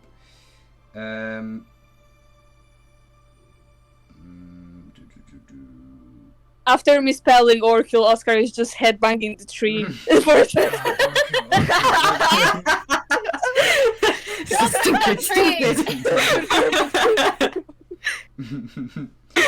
Stop. So there is a long pause for a while before you hear anything come back. But then eventually you hear word from Xavier. And it kind of goes to voicemail, and you can pick it up whenever you want. The thing is just kind of vibrating until then, and you activate the stone if you want to. Ooh, I'll just bounce it off for a moment when it starts vibrating, because I'm like, I didn't expect it. So. Bzz, bzz, bzz. Okay.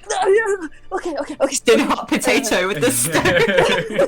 He hot potatoes so much that he forgets to pick up. No, okay, I'll pick it up, and I'll put like my whole ear onto the stone. Alright, so you gotta listen to the thing, and it just says, "Nice to hear a friendly voice, Oscar. I'll make my way directly to Orkill, I assume? Shit. Fuck, I keep talking. I'll bring your stuff with me. See you soon." What about? Sorry. Read the frog. Okay. Shit. Hold on. I don't know where. Oscar swore. Oscar No, swore. Orkill, Nobody heard that. I'm outside alone. Actually, I'm going to. Can I do a perception check to see if anybody's royal? listening once I swore? Yeah. Okay, thank you. Someone is. Oh, where's my D20? Okay. Natural 20, baby, to a total of 28. Oh my god. Trill, can you roll me a stealth check, please? Oh, Trill heard you swear! Oh my god. Does it don't Kenkus repeat words? Yeah. Oh no. Yeah. She's already swearing. Oh no. It would just sound like gonna be Oscar.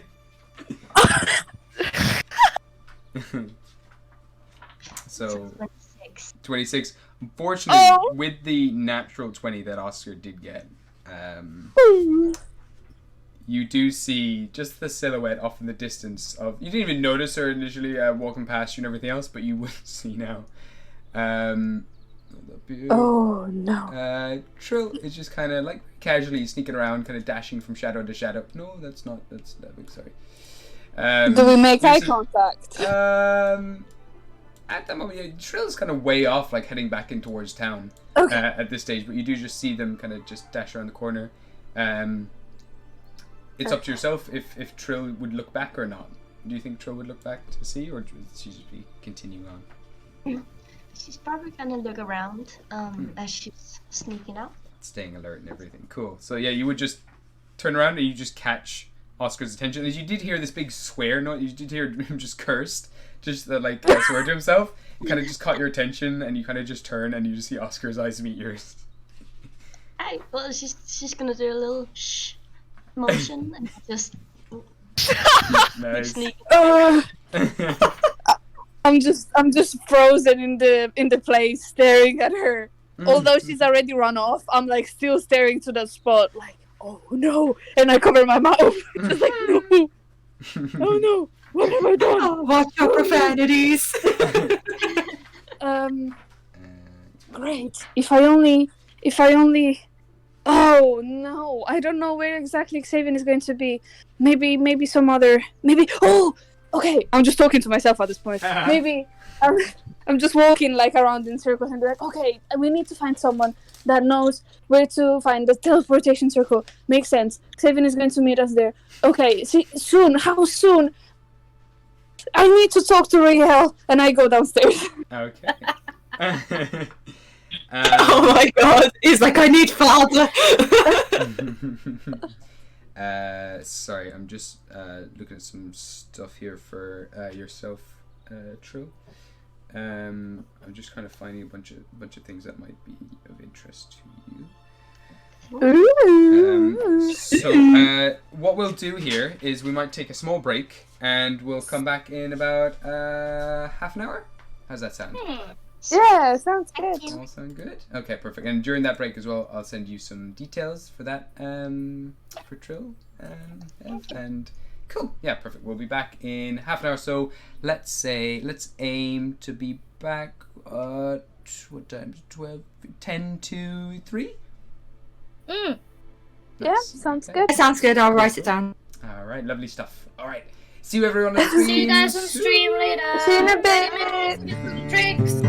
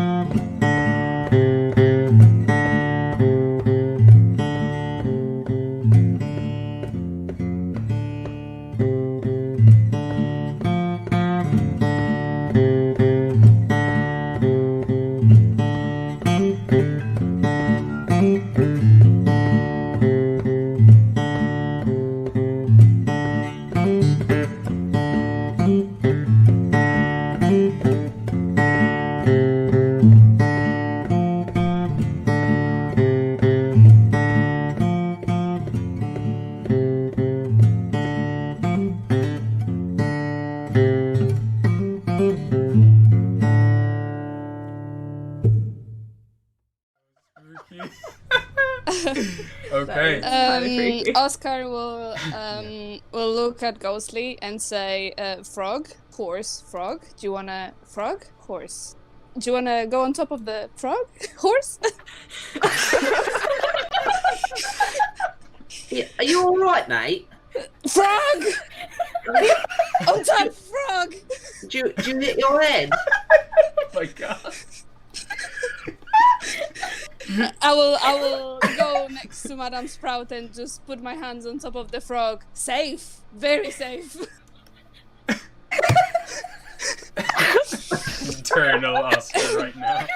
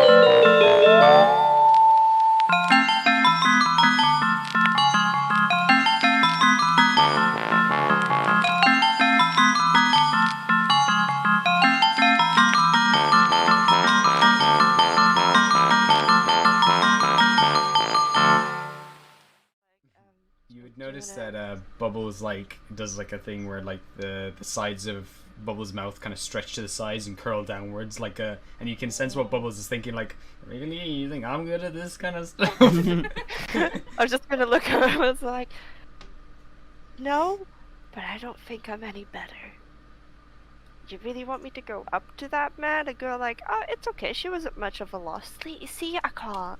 Bubbles kind of points inside their mouth, and just you know what Bubbles is saying the whole time, and Bubbles is just trying to communicate like, I can't even talk.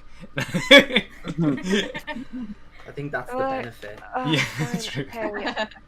Ghostly, I think this might be for you. What's that then? Like, go give Brian a hug.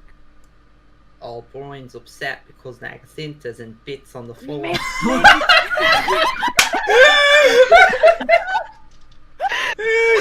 my god! Oh my god.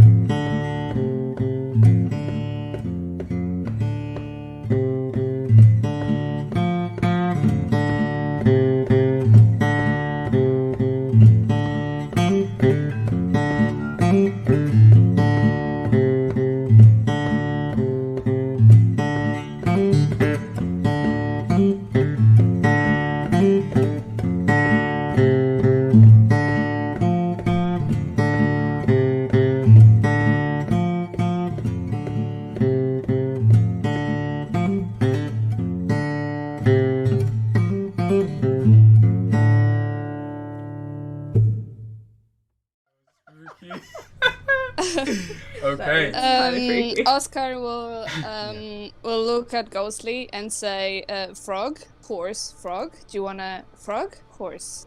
Do you wanna go on top of the frog, horse?" Yeah, are you all right, mate? Frog! On top, frog! Do you hit your head? Oh my god. I will go next to Madame Sprout and just put my hands on top of the frog. Safe, very safe. Eternal Oscar right now.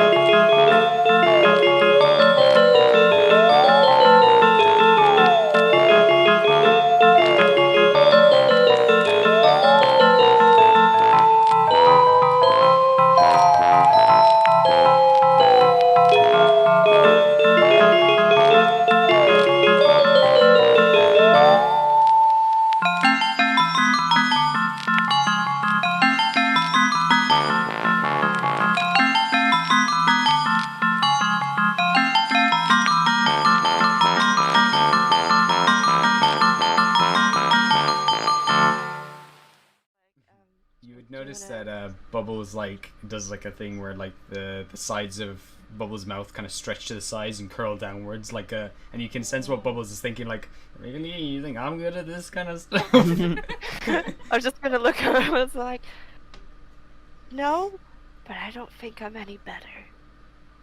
You really want me to go up to that man and go like, oh, it's okay, she wasn't much of a loss. See, I can't. Bubbles kind of points inside their mouth, and just you know what Bubbles is saying the whole time, and Bubbles is just trying to communicate, like, I can't even talk. I think that's the benefit. Yeah, that's true. Okay. Ghostly, I think this might be for you. What's that then? Like, go give Brian a hug. Oh, Brian's upset because Nagacinta's in bits on the floor.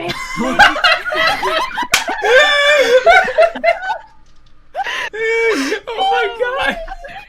Oh my god.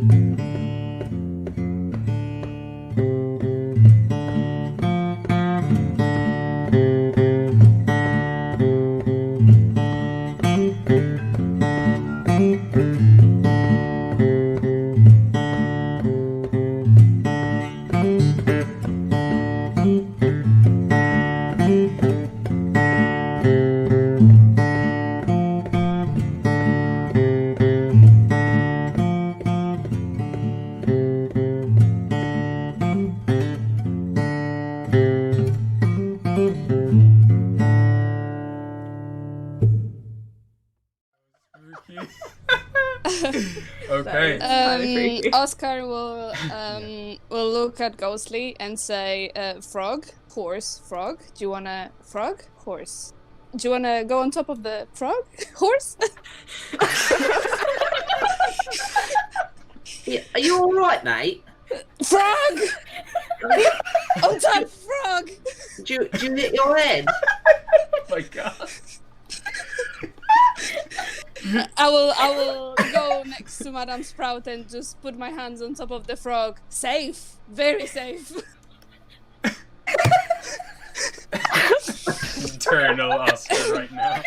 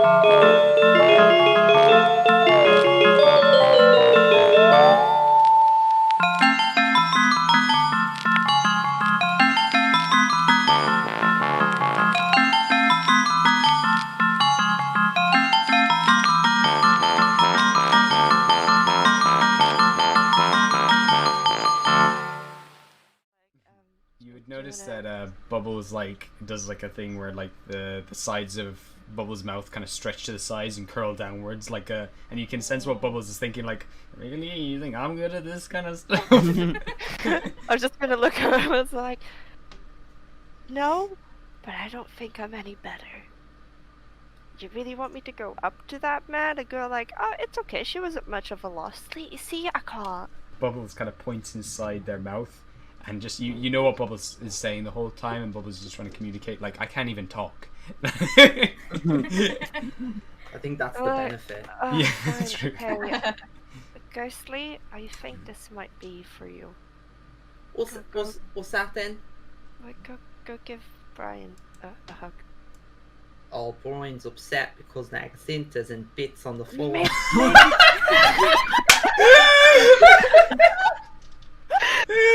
Oh my god! Oh my god.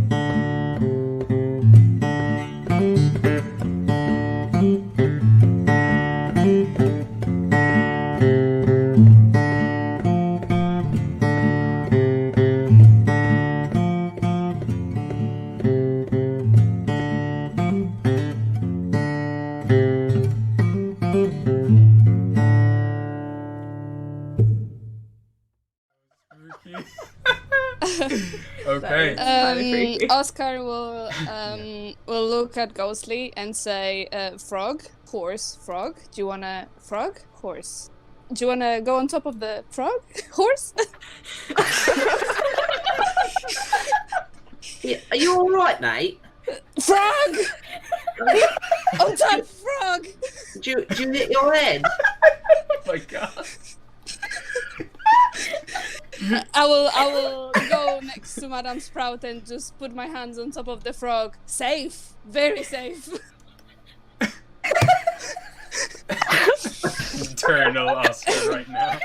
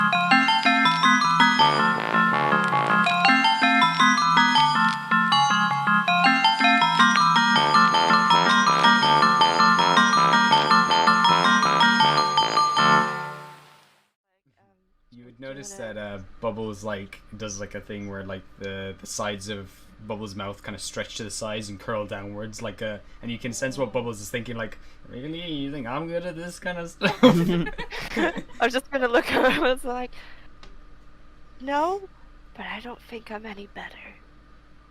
You really want me to go up to that man and go like, oh, it's okay, she wasn't much of a loss. See, I can't. Bubbles kind of points inside their mouth, and just you know what Bubbles is saying the whole time, and Bubbles is just trying to communicate, like, I can't even talk.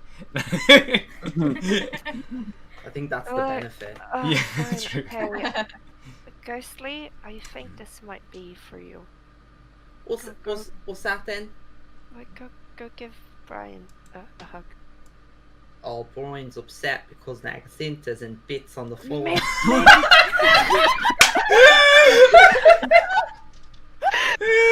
Oh my god! Oh my god.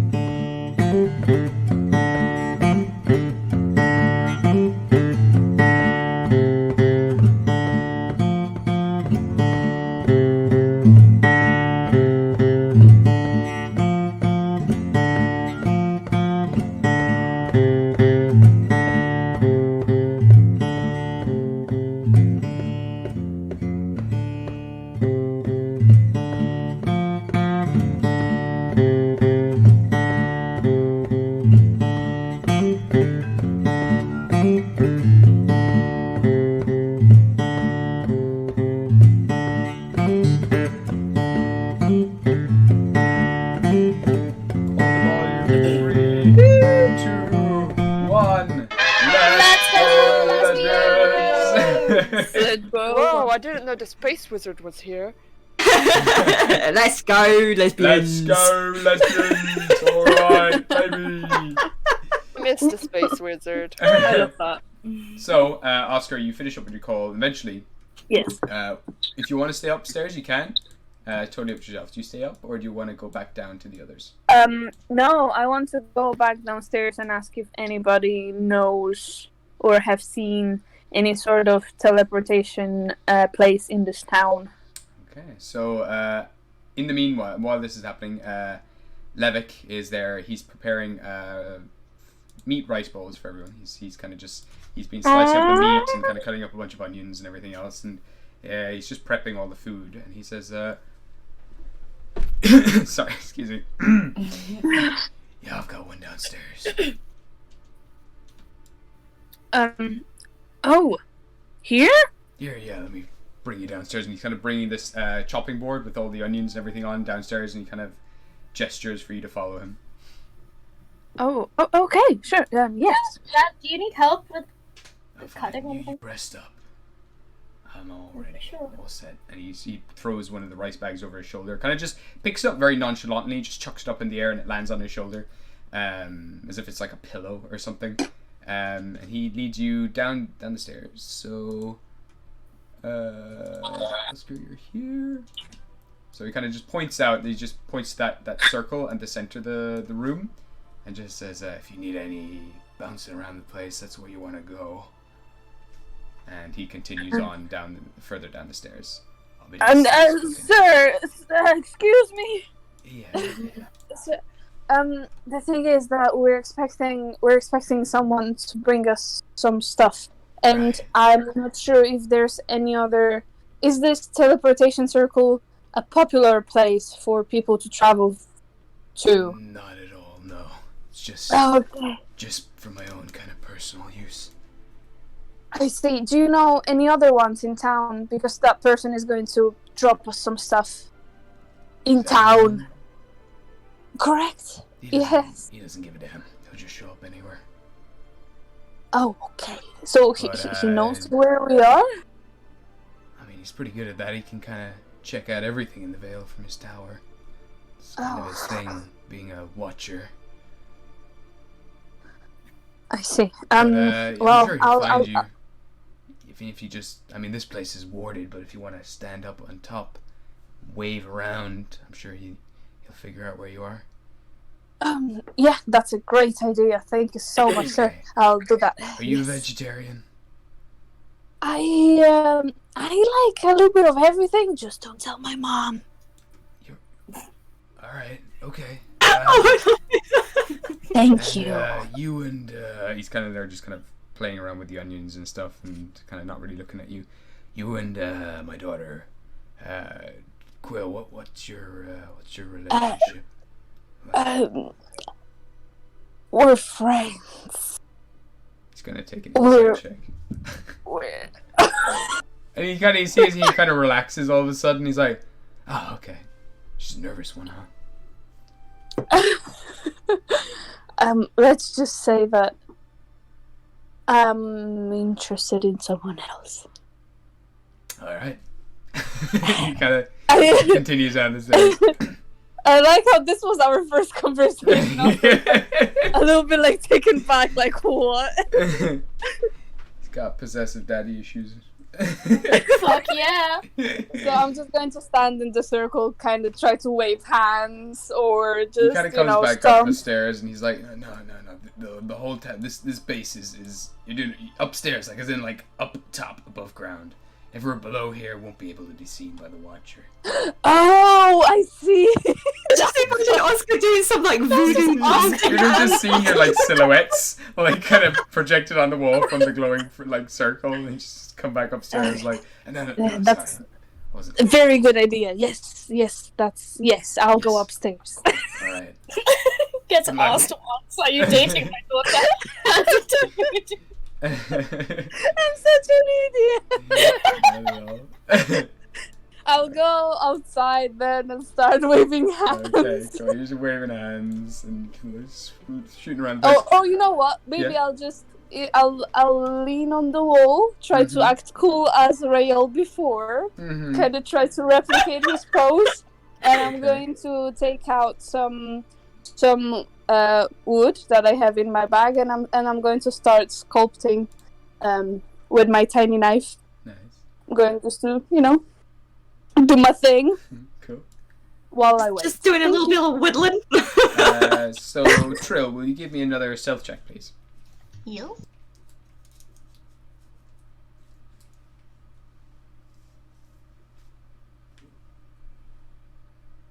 Young lady, we meet again. What's Oscar's passive perception? 18. 18, okay. Alright.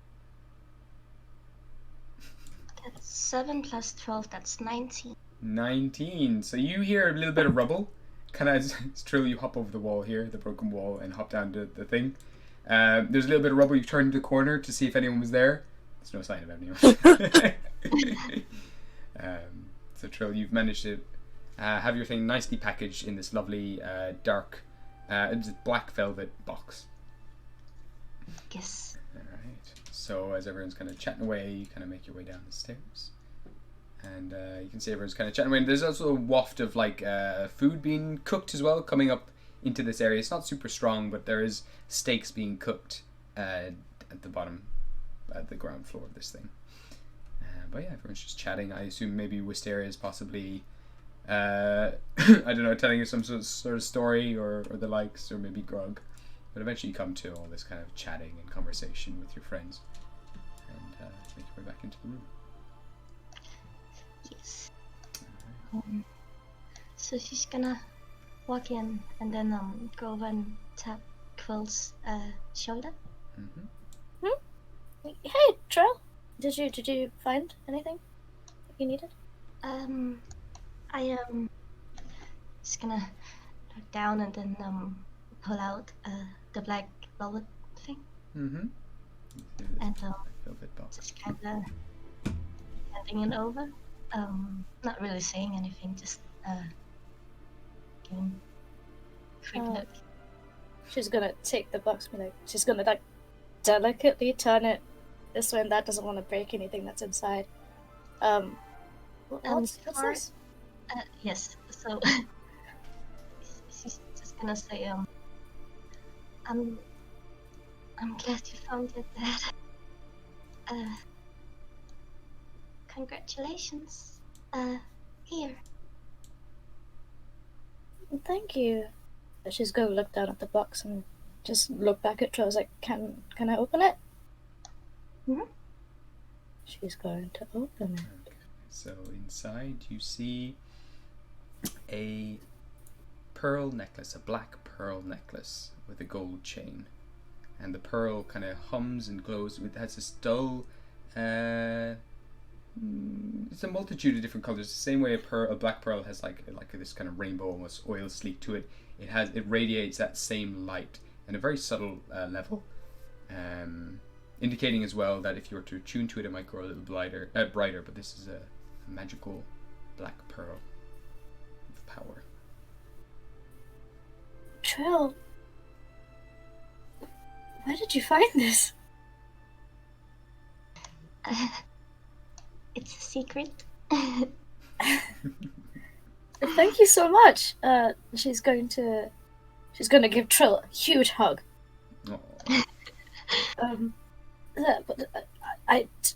Do you want me to wear this now, or can you help me put it on? She's gonna like turn around. I was like, here you go, and put it on. She's gonna fumble a bit because she does have really long nails, thingy. But eventually she's gonna get it on. Perfect. So while you're putting this necklace on, you do see eventually Levitt coming up the stairs with rice bowls, and he's just like, oh shit! Oh. There's just a big grin on his face, and he kind of drops the rice bowls like on a table, and kind of immediately comes over to Trill and shakes your hand. He's like, "It's a pleasure to meet you." Took a while for the bolt to drop. Jesus. And he kind of then turns with like a slight embarrassed look towards Trill, like, "Sorry, my dear. My apologies. This is great. Here, everybody, eat up. I've got rice bowls all around. Oh my god! This is a good day. Quill is like bright red or like bright green, just like, oh my god. That's my daughter. It's my daughter, everyone. It's an honor. It's an honor to meet you. Welcome to the family. How long have you been together? He's like gone straight to the wedding. Yeah. He's not had his daughter for like 300 years. He's like, what has he been up to all this time? Oh my god, he's like, oh god, I found my daughter, and now I have another too. Yay. Bless, Oh my god. Back and just Would you like a glass of wine, Trill? Do you drink? He's looking for a bottle of wine. I'm so sorry about him. No, Of course you will, of course. Here's a glass. The glass is for everyone. Here's a toast. Oh. To love. I got a glass of wine? Wait. You're giving everyone a glass of wine? He's handing out glasses, yeah, and kind of going around pouring it for everyone. First time Wisteria drinking. Right, At least a parent gave it to you. I'm so it's glad actually I'm not there. It's a strong port that he's gotten for everyone, but I will get you all to make Constitution saving throws, please. It's my dad. Just Oh my god. Fucking what? Okay. This is Wisteria's first drink. Would it be just a one disadvantage? You would have a Would disadvantage. it be a yeah. disadvantage? You have a Okay. disadvantage, I just wanted to check. Oh my god. I got a 15. 15? You're fine. You can handle yourself. 16 for me. 16? Okay. And then what did let's go for Grug. Yeah, Grug's fine. Melody's absolutely fine. Queen. For Ghostly. Ghostly's gone already flush like a bright. Oh no. What did Trill get? And that one. Oh, wonderful! Oh my god, is this F's first nat one? It is! Oh my god! So Festivities! you go straight from being tipsy to just being buzzed. Oh my god! So at the moment you have advantage on charisma-based checks and saving throws, but you have a disadvantage on all dexterity-based checks and saving throws.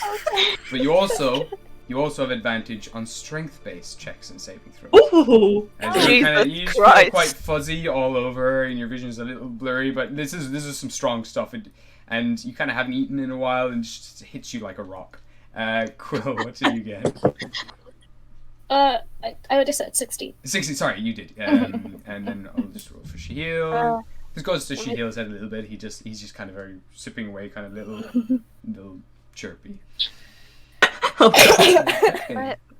Wisteria got a 13. Oh, sorry, Wisteria. This. Hi. You're fine actually. Handle this pretty well. Wisteria just goes around like, this is great juice! Why didn't people give me this before? May I have some more? And Absolutely. thank we gotta you. Finish it all off, so he kind of Oh my god! and sees that Thank you. Trill seems to be enjoying it quite well. So he says, another glass for you. Oh, poor her! Oh no. You're fine. Okay, no worries. I'll leave the bottle here if you need it. And he just pops it down the table.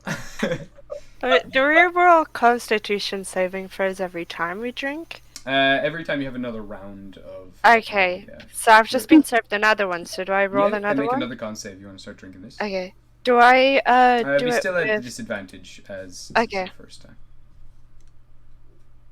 Oh fuck! I got on that one. There you go. There you go. So as you've already had quite a lot of it, you've just been drinking this whole thing, and you're like, what? Like you're kind of thinking like, what's all this big talk about alcohol? And you just polish off the rest of that glass, and immediately your head feels very fuzzy, and you are drunk. Hell yeah! You're straight up drunk. You have the inebriated condition, so you have a disadvantage on all attack rolls, ability checks, but you believe that you have advantage on it. You think strong enough. Advantage on everything, but Wisteria Disadvantage pretty on much. everything, but you think you're Okay. invincible. Okay, fair enough. You are God. Okay. If I jump off the roof, I will survive. Wister is just going to like slowly tumble her way up to. I don't even know his name. Like I forgot. What's his name? Lelik. Okay, it's just gonna like. Already in character for being drunk. Yeah, just gonna walk up to him and be like, "Hey, Lewis. Okay, hi." I don't know why people haven't given this before. It's really nice. So what's your deal, anyways? You know, like you just met. What's your life like? You know what? Never mind. I don't care. Grog, hey, have you had this? It's okay. It's very nice. It's okay. It's more than okay. It's like pee butter to me, you know. It's very nice. She's gonna stumble away back to Riel and be like, you know what? For such a strong man, you're very short. He's just ignoring. He's just kind of got like an arm on the back of the chair, and he's just sipping the port. Just ignoring. You know, you're not meant to sip that, right? You're meant to down it. It's like water. Like It's not grape water. It's No. very nice. I don't know what you mean. It's water. Hysteria. This is port. This is alcohol. That's not a port. Port is where the boats go. I'm Don't not even know why I dumb. try. And he's just gonna keep drinking. Alright. Everybody just thinks I'm dumb. I know what a port is. You can't trick me. It's boats. There's boats there. Cole's gonna look back at Revik and be like, this is her first time drinking. I thought so, yeah. Gotta start somewhere. Yeah. At least we're here. Mister is just on like lying down on the floor with the wings, making a snow angel and just going, boats. I know port boats. You see, Ports, Ghost is boats. she's also hit like this has hit her as own Ghost. She's like, just joined again. It's you've got such big wings, Wisteria. You're so cute. That's just You know what, Ghostly? I'll give you wings one day. We'll take flight. We'll take flight. Yeah, we'll fly off. You'll see. You know what? We need to drink this more often because I am so fucking powerful right now. Alright, you know I'm the what? most And like, powerful wizard. Mysterious just kind of like stands up really adamantly and goes, you know what, Ghostly? I will prove to you my strength. Let's fly. Grug, I challenge you to an arm wrestle. Oh god. I am stronger than you. You are nothing on me, you Alright, tiny okay, little man. Let's take this outside. Okay, come on, let's go. Okay, listen, He just I picks you up and scooches you like under his arm, and you gotta I said arm wrestle. This is not arm wrestle. Fresher air.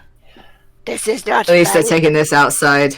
Can I do something while this is happening Yeah, very 100%. quickly? Yeah, absolutely. Can I, while I'm standing there, can I cast message and send a message to Rael just saying, I'm hungry. Okay, he's gonna get just a really, really sad, I'm hungry. Yes. Okay, he's gonna just knock back the rest of the port in the glass and put it down gently. Con save, okay. That's I couldn't believe my dinner depends on you. Passes out because gets a nat 1. Well, I didn't really get that much better. Hell yeah! I got a 6! Yeah! Yeah, you're tipsy now, so you have advantage in all charisma-based checks and saving throws. Okay, so his cheeks are like a little bit flushed, but he's still able to walk and stuff, right? He's just tipsy, so he'll just kind of scoop a couple of rice balls onto a plate or whatever, and bring it up to Oscar and just hold them out. At this stage, Wisteria and Grog kind of pass by, and Grog just has Wisteria in his arm, and he just pops her down on the ground. I like do fake boxing, like come at me, come on, arm wrestle. He's just got his hand like on your face, I can beat. like holding you back. Come on, I got you. Okay, let's go. Let's go. Yeah, Yeah, Give me let's a go. strength Come on. check. Oh no. Wait, with disadvantage in it. Yeah, Yeah. 100%. You think you're invincible. Strength check. What's my strength like? Where is Shit. it? Wait. Oh no.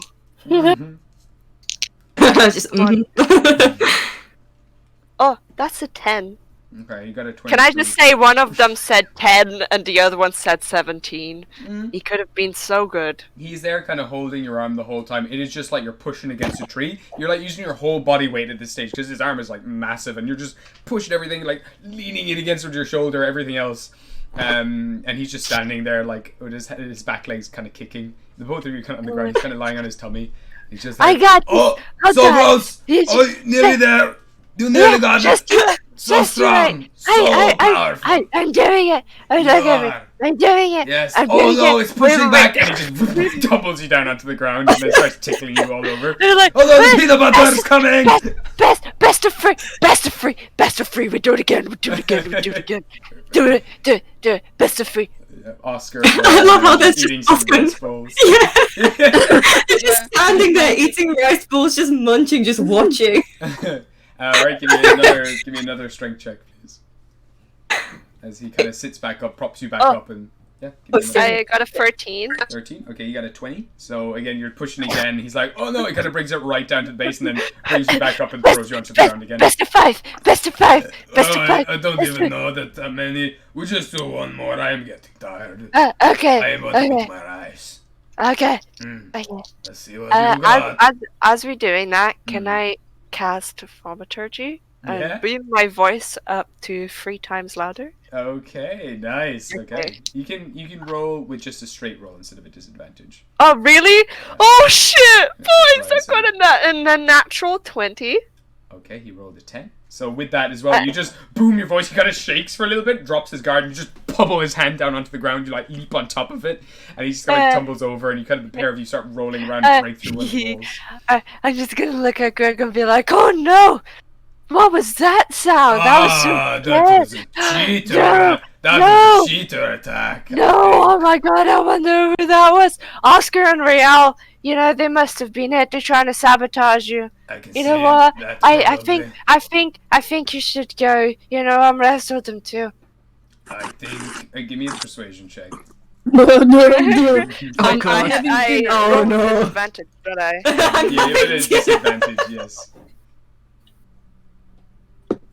That is 11. 11. Okay. You know what? Fuck it. I'm using my inspiration. Okay. Cool. I cannot believe you were using it for this. What cares? It's the best place to use it.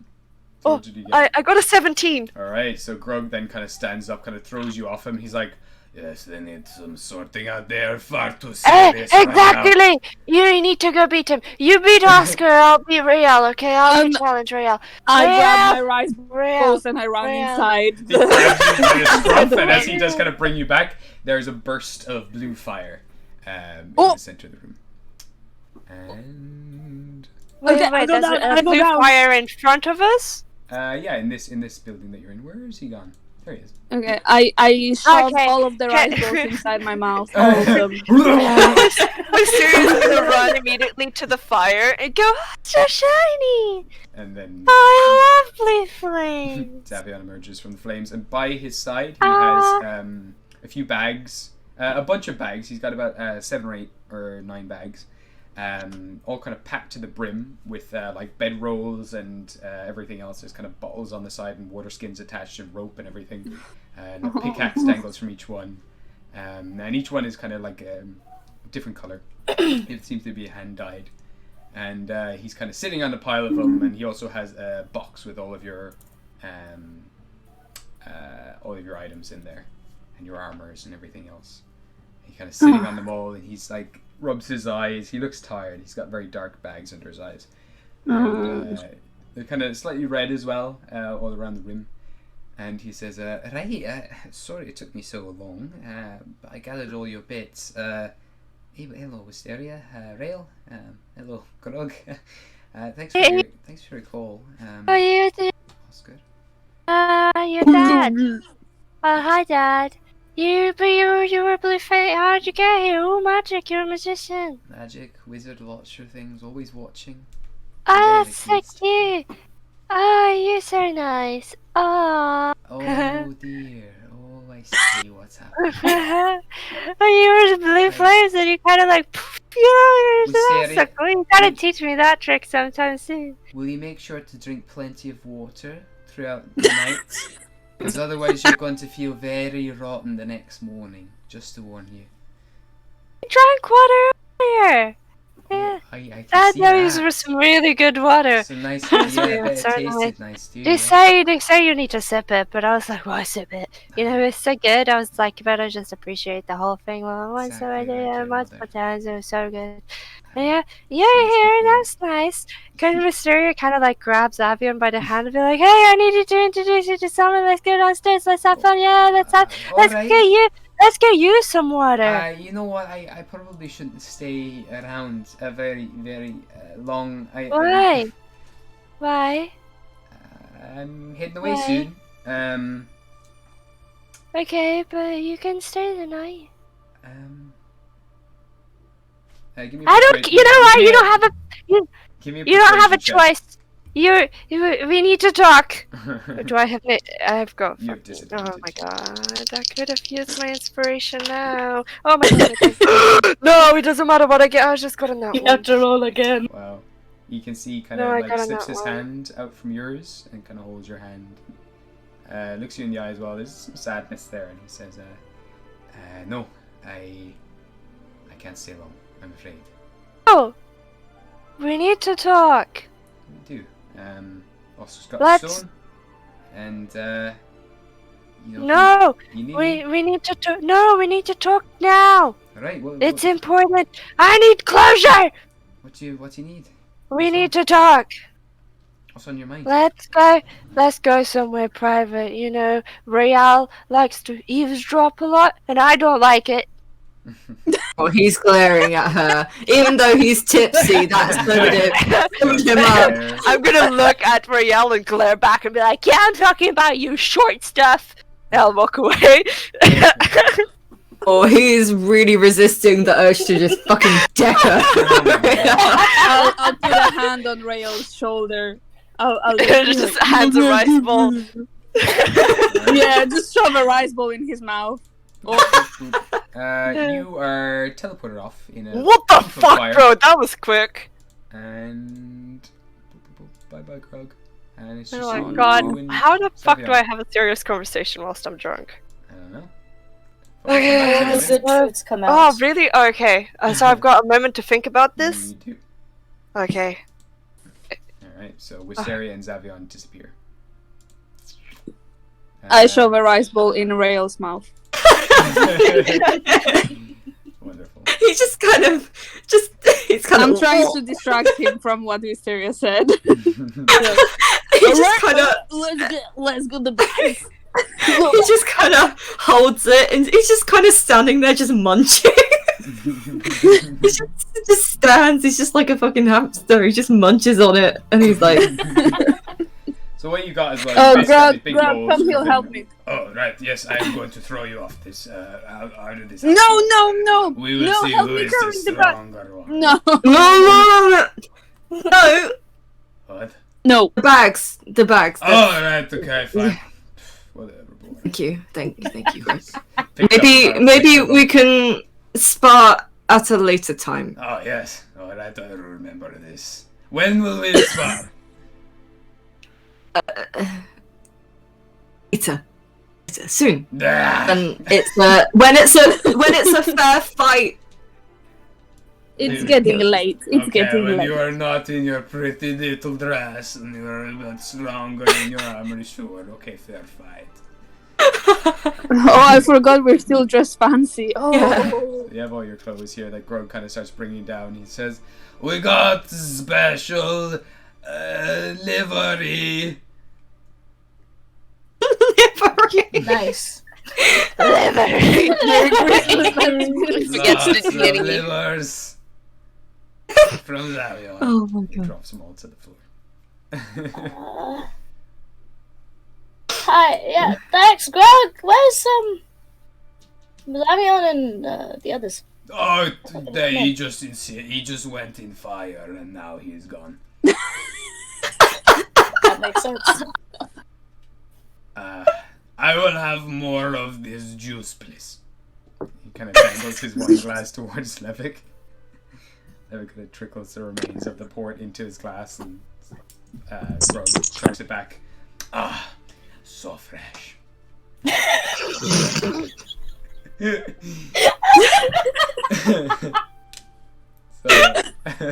On that point, then Levick turns his attention back to you, Quill, and he says, so your next adventure. We can say that you've been kind of like filling him in more detail on what you've been up to this entire time, and he's kind of just sitting in awe the entire time, listening in on every detail, and he's just so like, what's the next adventure? Well, first I need to get changed out of this dress. Kind of fighting and walking in heels is not so nice. Bold.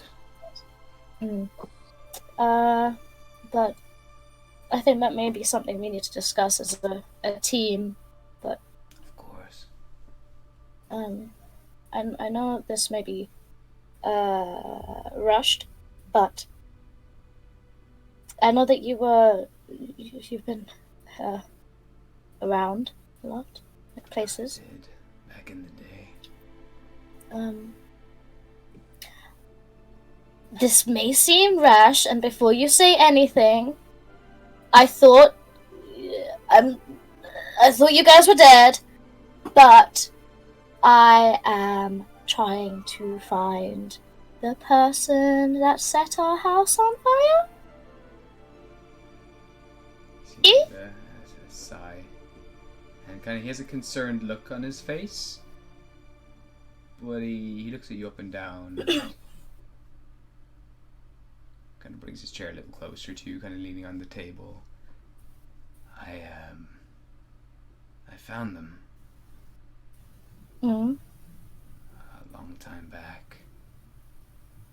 That was one of the first places I went before I grew a conscience.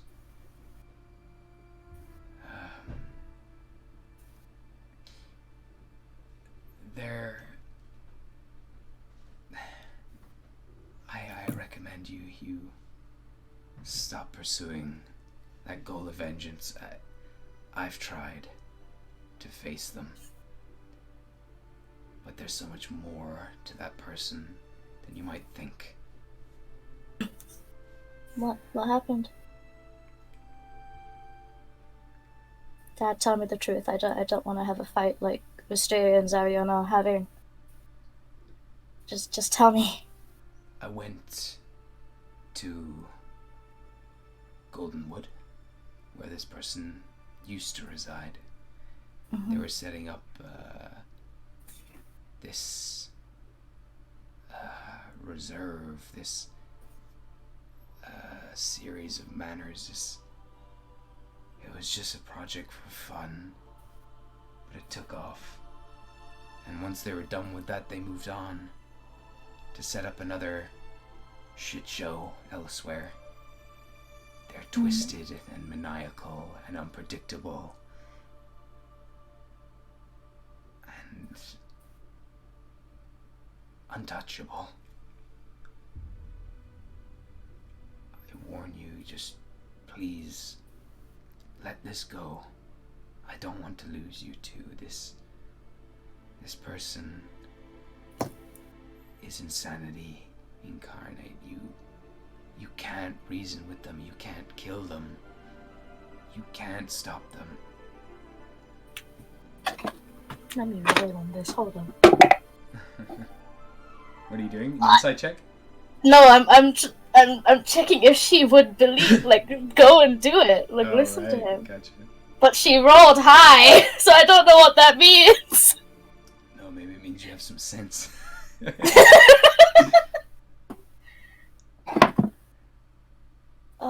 I hope you never cross paths with them, but I can tell you where you might think they are, they're not. So they're not in Goldwood? No. They're not in Gostar. They're everywhere and nowhere at the same time. They can be anywhere they want to be. Gostar is just a playground for them. What were they doing?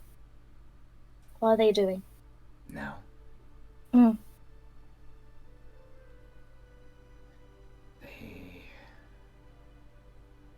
You can see he's kind of considering this for a while, if he should or shouldn't tell you. Can you give me a persuasion check? What'd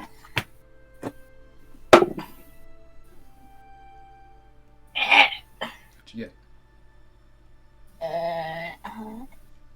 12. 12. You can see that there's like this intent in your eyes, and he looks at you and looks down at the ground. He says,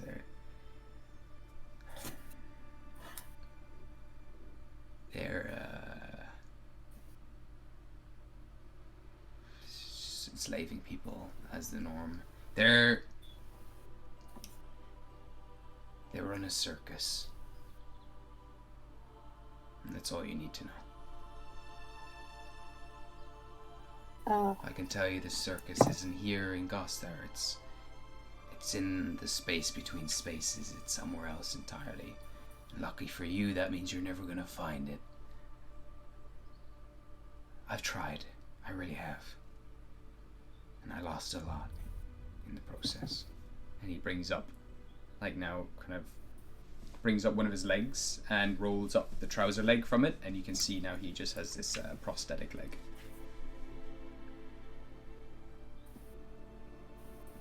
At least we match. We do. Wait. Oh! She's just gonna wave her hand, the gloved hand, and be like, Oh my dear. This He does not brings your hand over and match. starts looking at you, and he does size him up. He's like, I don't know how I didn't catch this. What is this? What have you done? Why you gotta automatically think it's my fault? I just want to know what you've been up to. You seem to be quite busy. You skip past over this one in your storytelling. You know how you said that there's dimensions between dimensions?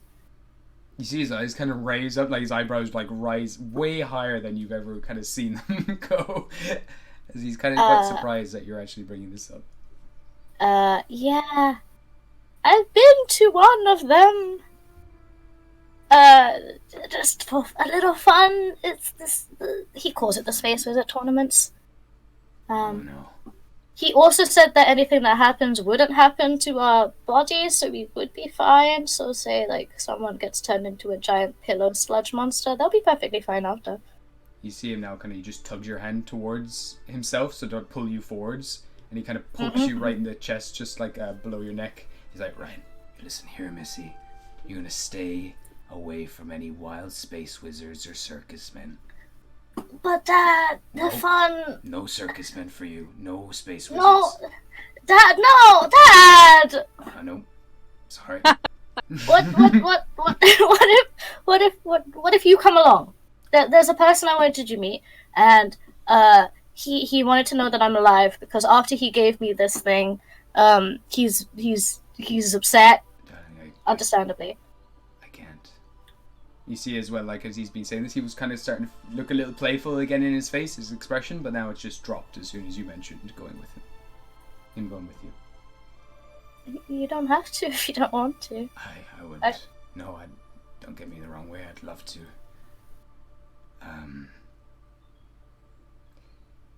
But a lot has changed. That person I mentioned to you. No, it's my own fault. I wanted to be around as long as I could until the moment you came back to me. So I sacrificed my wandering, my traveling, to wait here so I could see you one day. And maybe one day see your mother.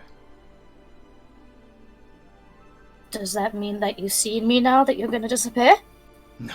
No, not at all. Good. I'm gonna stick around as long as I can. But I am bound to this place. And he kind of rolls up his sleeve of his shirt, and you can see there are 2 puncture marks in his wrist. And he kind of takes your hand again. He says, I don't know if you've ever heard about any ghost stories about vampires, bloodsuckers.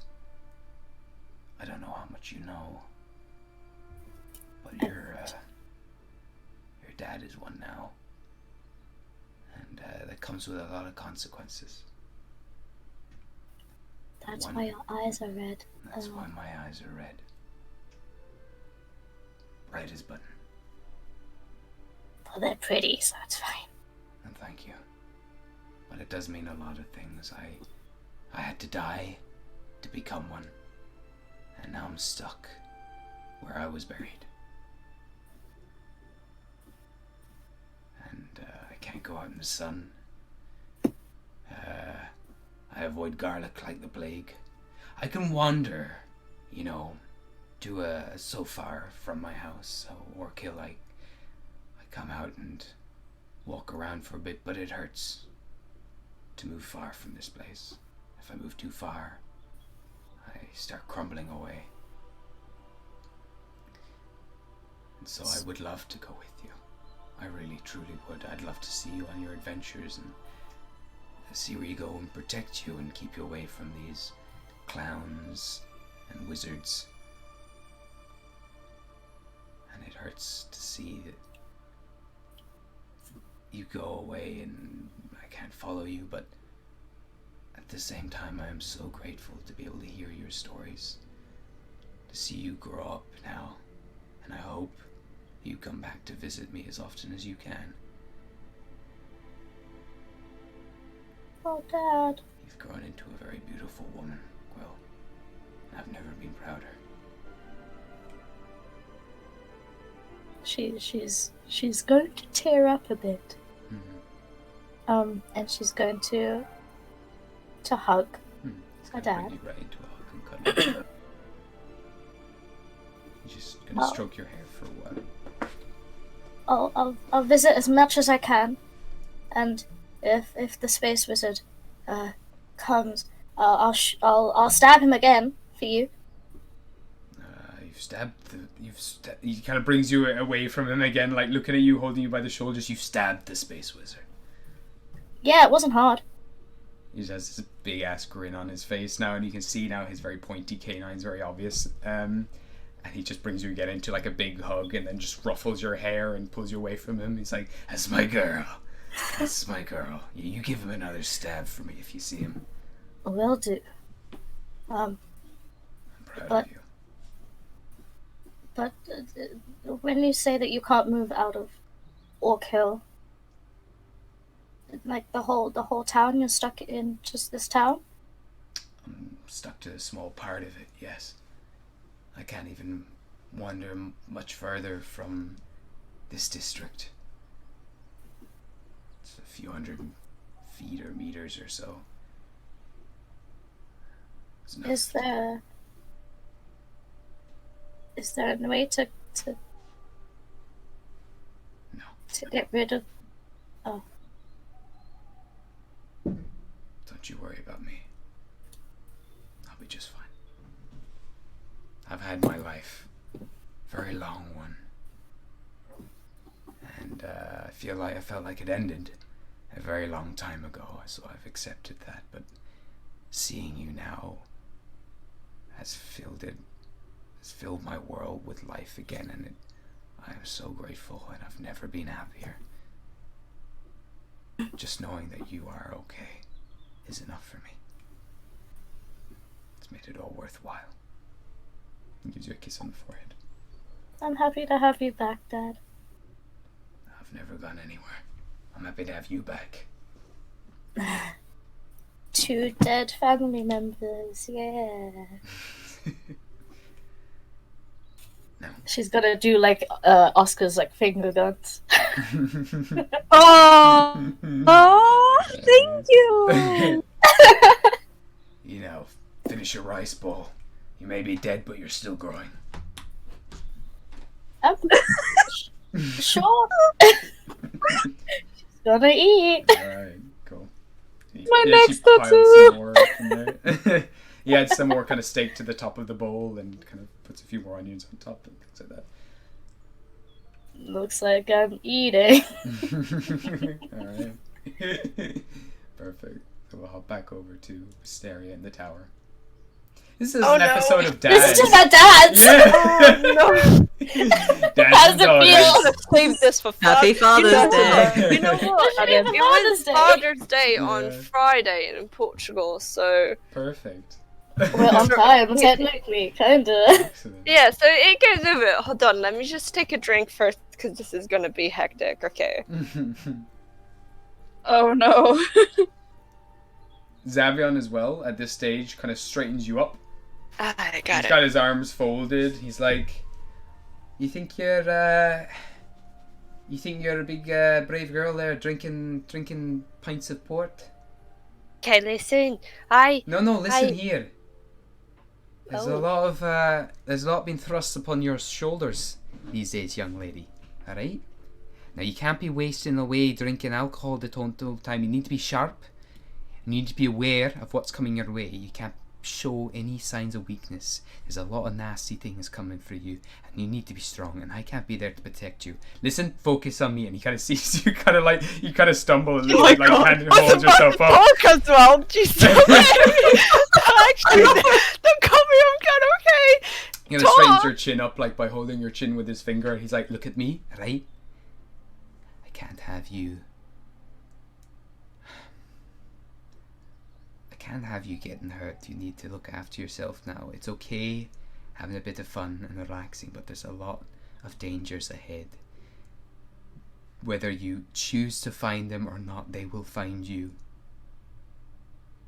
And it's my job to protect you, and I can't even do that right now. So I need you to be the daughter I know you are. I need you to be the Feylord that you are. Use that strength. Use that bravery. Use everything that you have to keep yourself alive, okay? Because if this is... Are you listening to me? That's enough from you. That's enough from you. I don't care whatever you tell me I need to do or how strong I need to be, because fuck all of this. Yeah, I swore. Sue me. I am strong and I know that, and I am capable of fulfilling whatever I want to do. You cannot put pressure on me to do things that you want me to do, because I am my own person. But not only that, how couldn't you tell me off for drinking? First of all, I thought it was grape juice, but whatever.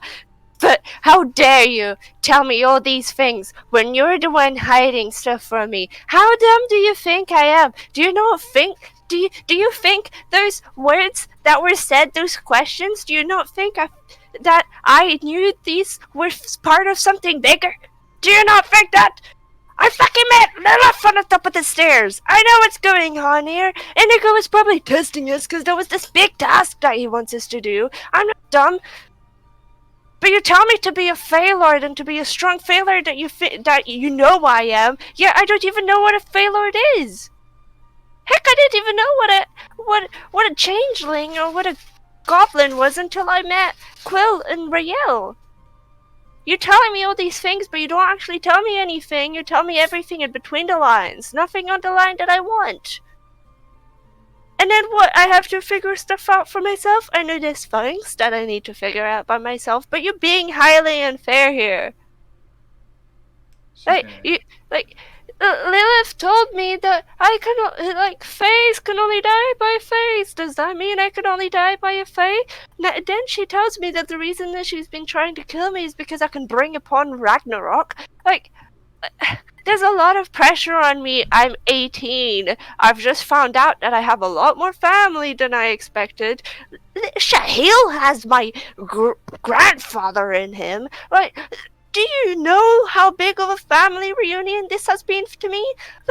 I ran away from my halfling parents to find out who I am. And then I finally found out who I am. And all of a sudden there's this massive pressure on me on saving this fucking world when I don't even know how to fucking save myself right now. He kind of pats the sofa beside him. Come over here. Fine. Stumbly, go to the sofa. Sits you down. He says, You want me to be a Feylord. I want to be a Watcher one day. It's something I want to do because, to be honest, that makes more sense to me than anything else. I like magic. I like learning. I may not be a smart person, but I'm extremely intelligent. I know more magic than anyone else does in our group. But right now, I don't know what I am, and you guys constantly put this pressure on me, and I'm struggling to know how to even figure stuff out. I can't be someone you're asking me to be if I don't know what that is. You guys have to be straight with me from now on. I may be young, but I need to be treated as an adult if anyone even expects me to come close to helping saving the world. No?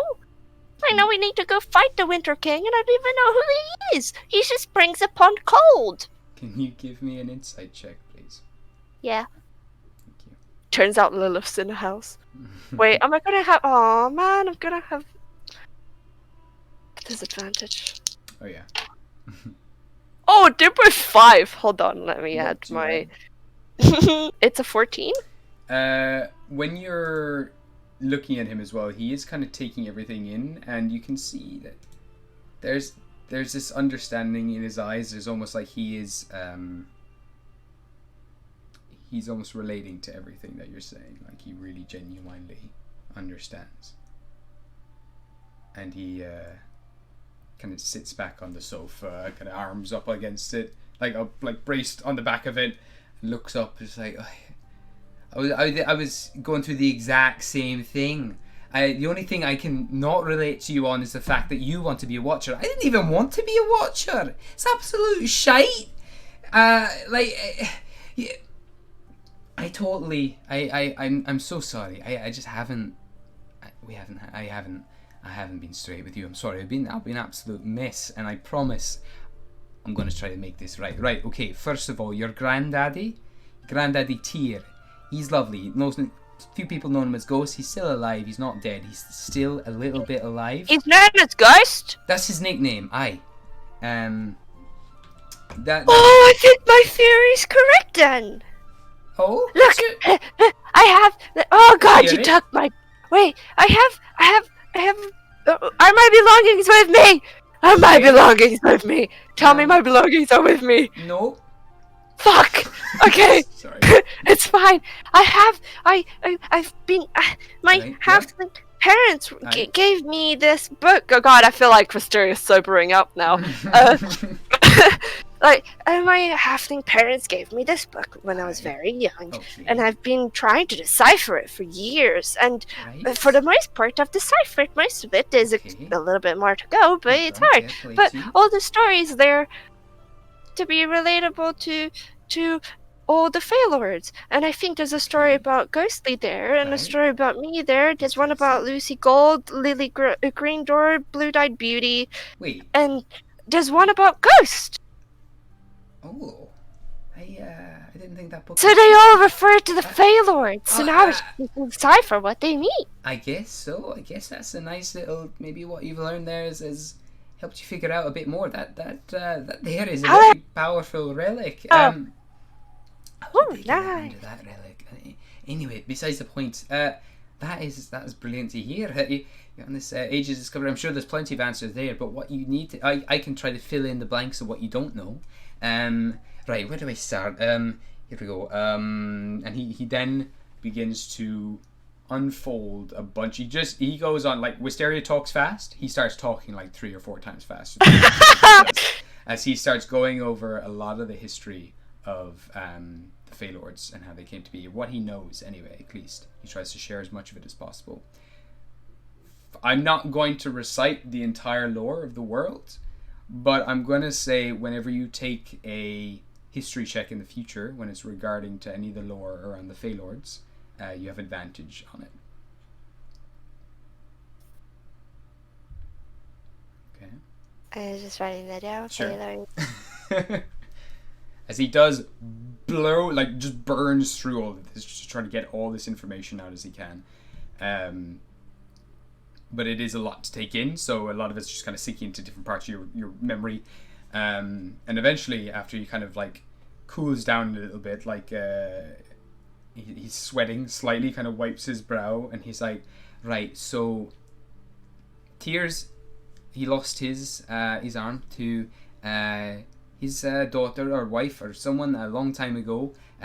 Coward, like after the end of the Fey Lord War, Coward ran off as an absolute coward, or they told him he was a coward, off to the highest mountain in all of Jotunheim, where he buried himself down there to die. But I don't think he's dead. I know he's not dead because he still exists in that ring. But while he was there, wallowing away in his sorrows and fear and everything else, the Dreamer came in there and started sapping away at that poor sucker's the last of his strength and will. And so he knew he was going to disappear. He knew that his soul was being consumed by the Dreamer himself. So he gave the last remains of his soul into that ring, gave it to Lilith for protection. And so that's what's left of him, is in that ring. Craig, the Winter King. His army was frozen over a long time ago by Tyr himself. When Craig challenged Tyr didn't have any of that. He wasn't going to have any of that. He froze his entire army. And as long as Tyr is alive, as long as Tyr is strong, Craig's army will stay and remain frozen. However, as Tyr's strength has been sapping away and he becomes more and more of a husk, Craig's army is slowly beginning to melt, and they're beginning to raid towns around those mountains. And he has been searching for that ring for quite some time. He's hoping to destroy it. If he can destroy it, that's all that's left of Tyr, and that'll be gone. His armies will be free. And so the rest of the world will start freezing. You can already see his influence creeping into the Vale. You've seen the snowfall all around. That's his followers spreading his winter around this entire place. But it gets worse. The stronger he gets stronger and stronger, the more Tyr vanishes from existence. But not only that, Inigo, a long time ago, he was a member of the clerics, the priests, the people who looked after Demu's temple in Jotunheim. There's 3 of them. This is one of them.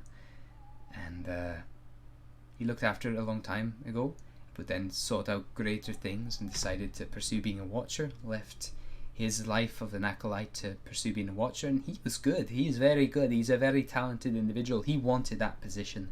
And then along comes me, the prodigal, whatever. Magic came naturally to me, and so I was pushed up the ranks and pushed forward. I didn't want any of it, but everyone else wanted me to become the Watcher. He deserved it. He deserved it all. And there came to a point where he had to step down. He had to turn down that role because bad things were happening back in his home, back in that temple. And he asked for my help. And seeing my chance to take the position of a watcher, I went for that instead. So many people were putting so much pressure on me to be this grand watcher of the Vale. That was my destiny. I'm meant to do this, and instead of listening to my dear Inigo, I went the other way. I listened to everyone else. I tried to be responsible for once, and I turned him down. And because I turned him down, he wasn't strong enough to fend off what took over and corrupted his temple.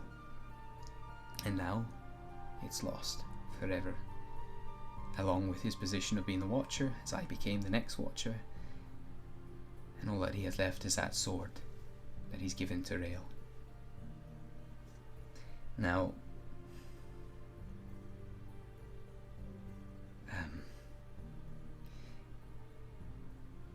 it's a lot to take on. To take on this task, to bring that sword back there, as Rael is the only one that Key will listen to now. And I'm scared for you. I'm scared for all of you, because Zachriel has a very strong influence on that temple now, and you're going to be faced with a lot of challenges. You're going to be faced with a whole series of things that will push you far beyond what Inigo tested you. They were just children's games compared to what you'll be facing. Myself and Inigo are going to try to make our way to one of the other temples in Limbo and try to fix things there. And, you know, hopefully we can sort all of this trouble out as soon as we can. But what lies in that temple, I don't know. No one's been inside it for hundreds of years. It's frozen over with this immovable ice. The only way you can get past that ice is with that blade. There's a lot of dangerous things in there, and I'm scared, I'm worried about you. And if you don't feel like you're up to the task, please don't go. I don't want you to feel pressure from anyone telling you what to do, because in the end of the day, it's your heart that will tell you the right thing to do. I didn't listen to mine many times. And then sometimes when I did, it betrayed me, so I don't know what to listen to anymore. I'm sorry, I'm giving you really shit advice here. I'm not a very good dad. I haven't even got my own shit together. I'm sorry for giving out to you for drinking. I mean, I've just been very worried and very concerned. And what are you gonna do? What do you want to do?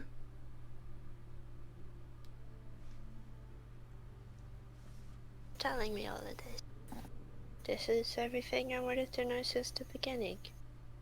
I've got many more questions I want to ask. Maybe now isn't the right time to ask them.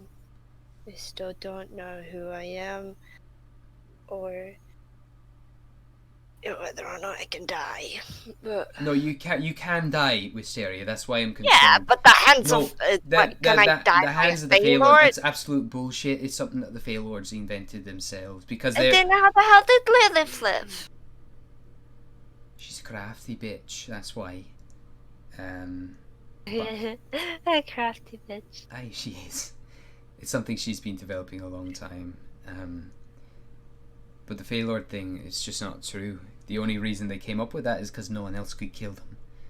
Except for once when Cain ate Abel and Lucy killed Ghost. Well, according to everyone else. And so that rumour began to spread that they're these immortal beings. But they don't know what the fuck they're doing. Just like the rest of us. At least that. Oof. Ew. Okay, so I can still die. That means I'm not gonna jump off any cliffs anytime soon. Please don't experiment with that one. I'm not. Yeah, I've been done that one before. You know, some people told me that. Yeah, but I don't know. I still have a lot to ask, but I don't think I've got much of a choice here. I feel like you do. You always have a choice, Wisteria. Please understand that. And whatever you do, that is your decision in the end. Don't let anyone else sway you. I know you mean well, and I know you have made your mistakes, and I know that people force decisions onto you. But the truth of it is that I do want to become a watcher. I like protecting people. I want to make sure that no one gets stolen like I did, and no one gets deprived of a life that they could have possibly had. And truth be told, I would not be a good watcher if I let a big problem like this pass. So let's say it's my destiny to fulfill this, so that I can become a person that people look up to, and someone that can protect the people around them. I will be the first idiotic watcher that everyone can depend on. It's very noble of you. You know what? After all this is over and done with, we'll get you into Realta, and they can see what they think about you. I'm sure you'll blow them all away. And you know, if you do show potential, and he kind of opens up his hand and shows the palm of his hand that has this Triskel on it. I'll pass this on to you if ever I think you're ready for it. Thank you. I will do my best so that you can look back and be proud of me. I know you're gonna say, I already am, or whatever, but I already am. I want to make sure that it stays that way. Aye. I just have one more question. Sure. Just be aware as well that you're not the only one I've got in mind for the Watcher position. You're gonna have to really show some. Really? Good Oh my potential. goodness, it's okay, I will prove my worth! Aye, I mean, at the moment as things stand, Ghostly's definitely ahead of you in the ranks. But you know, you can Really? say, aye, of course. She actually can use magic. You just borrow it from someone else. What? No, I was Worry, I know the born secrets. knowing how to do my. You know what? When they like you, they see potential in you. But I didn't choose my gods. no, I know. They chose you for a reason. For what reason that is, I guess that's for you to find out. What's your last question? This has been weighing on my mind a little bit. Aye? I'm scared of Ragnarok. Ah, that one. And I wanna know if it's like when you get really angry, you transform into a dragon. And I'm scared that if I get really angry, that might happen and that might trigger Ragnarok. I don't know what triggers Ragnarok, but I'm scared that it might happen. I can tell you Lilith's a this. crafty bitch, but like, She I is. just had the gut feeling that she was saying the truth. It's something that all of the Watchers are concerned about. Every Watcher who's been a Watcher has been told this, has been let know about the Ragnarok that will come and that is connected to me. Aye, that's one of the reasons why Mr. Timberfist took me on. He was hoping that it might teach me a few good things. I had a bit of anger issues when I was younger, and trust me, I've been a lot angrier than when you've seen me. And the world hasn't ended yet. I think a lot of people are scared about this. I've got to admit, it'd be wrong of me to not be concerned. But a part of me thinks it's not anything to do with us. I think there's a lot more bigger concerns going on than the ending of all these Fate Lords. I think the Age of Dragons is bound to end eventually, and I think new, fresh blood should start leading this world. The Age of Dragons ended a long time ago, and it's just What does that inevitable. mean about me and Ghostly then? I don't know. Can we even transform? Like, just Maybe if you're old enough. But I don't Boy. know if, because your mother, she's a dwarf, and I'm a Fey Lord. I think those things end, typically, when it comes to, you know, a mortal and a Fey Lord getting together. And when they have children, that's typically what you get coming out the other end is what you're left with all the way through. But I don't know. Fey Lords are weird. Fey Lords are strange. Who knows what you'll become. Proud of where you are right now, though. You've been doing well. thank you for talking to me like a I'm sorry human and for- not a child. I'm sorry for not talking to you. We get you It's back. okay. Can we bring the frogs? Oh, of course. He kind of whistles, and Sir Bubbles and Madam Sprout make their way down the stairs. Alright, girls. Alright, lass and lad. Let's go. And with that, he's going to bring all of you back. Can you tell Riel I talked well, please? He thinks I'm not good at communication. Just give in a good word for me, please. You got it. Thank you. Teleport back to everyone else.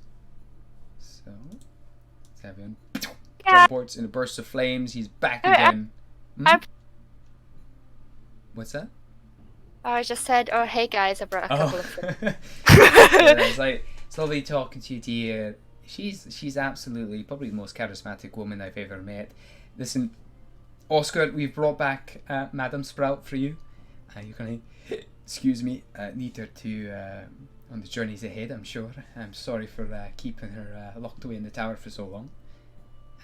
And with that as well, Madam Sprout just leaps up onto the ground, like pins you down onto the ground and starts licking you all over the face, Oscar. Oh, you, I missed you too. Yes, yes, my girl, yes. Rael, are you okay? Me? Why'd you ask? It's a lot going on right now. It's a lot to take in, and there's a lot, I don't know, scary times, I suppose. I just thought I'd check to see if you're okay. Oh, well, thank you. I'm fine. All right. He just kind of sort of shuffles a bit. That's it. All right. Well, look after them, Wisteria, and Of course, Dad. And I'll put like my hand up as in like just the what's it called, the soldier thingy. Oh, Like yeah. salute, thank you. I feel like I am drunk in real life. Would we Yeah, downstairs here at Zavion's pot back? You would. And he's immediately kind of walking past. He kind of gives Wisteria a pat on the shoulder, and he's making his way downstairs. And Back he calls here. down the stairs, and he says, "Ghostly, are you down there?" Gotta talk to yourself now. Yeah, I know. I've been talking way too much in this session. It's like, oh god. Wait, so do you want me to play Ghostly? If you want to try, you can give it a go. Okay, Or if okay. anyone I else can't hasn't do the roleplayed for a accent. while. Oh, hey, Dad. What do you want, Dad? I can't do it. That's not bad. He's looking a bit shy and nervous, and he's kind of just rubbing his arm, looking at you all, kind of gives you all a nod. And then his eyes widen as well as he focuses in on Levick, and he's like, Levick, it's been a while. Yeah, interesting. Huh. He's kind of looking up as well. He's been kind of stroking Quill's hair. He kind of brings Quill away and takes a sip of his port and kind of sizes himself up towards Zavion. I'm gonna stand there. You're still like holding. He's holding his glass of port and he's just kind of swilling it around, sipping. He's like, Zavion, it's been a while. Yeah, how have things been? House is looking great. Nice place you got here. So yeah, well, it's a bit of a shit show, but appreciate the politeness here. Step in, Zavion. He kind of just takes a step to the side. Nervously kind of goes over and just takes Ghostly's cheek, kind of looks at her, and just, if she lets him, tries to give her a hug. And they go off and they just have a few words together in the back room over here. Dad, why'd you keep sizing everyone up? No, it's show him who's who the man is. It's my house,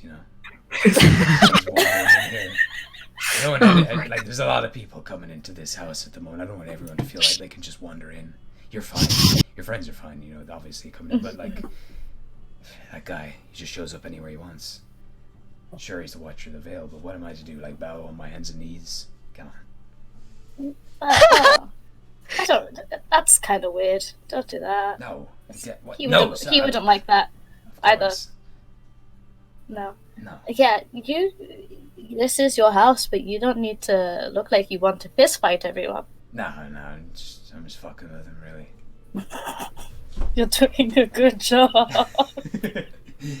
He looked awkward. I thought I'd, redirect. Maybe that's a dad thing. That's a dad thing, isn't it? It's probably, oh god, yeah, it is. Yeah, it's a dad thing. It's maybe my protective nature, whatever. I don't know.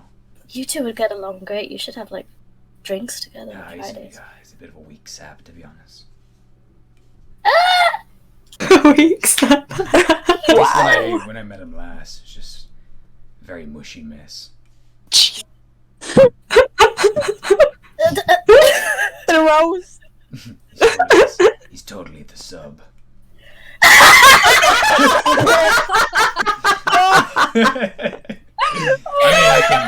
can respect that was too. Gabriel coming out. It's like, I didn't see that coming. I know my these things. God. Your dad knows these things. Oh, please never say those words ever again. He's just gonna Raider. I really hope Troll didn't hear this. He goes around saying, "You're a sub. You're a sub." Yeah. Oh no! Oh no! That means my mother's a dominant dwarf. You didn't know? Wow. Anyways, I didn't think about this. Can I say one last thing before things happen? Yes. Oscar wants to say one last sentence. Mm-hmm. He's going to look at Rael and he's going to be like, "You still got some rice on your face." That's all. Thank you. Oh god, he would just kind of quickly turn away and just like rub his thumb over his cheek like, oh shit. That's great. Thumbs Like up. he's still a bit hazy from being tipsy. He's like, oh jeez. Can I just ask if Savion's gonna come back upstairs? I will eventually. Eventually, he has Okay, a word that's fine. with Ghostly, and makes his way out. Nods to all of you. He's like, right. Wish you all the best of luck. And Levick, it's nice to see you. Pleasure meeting you again. Gives like a salute and makes his way up the stairs.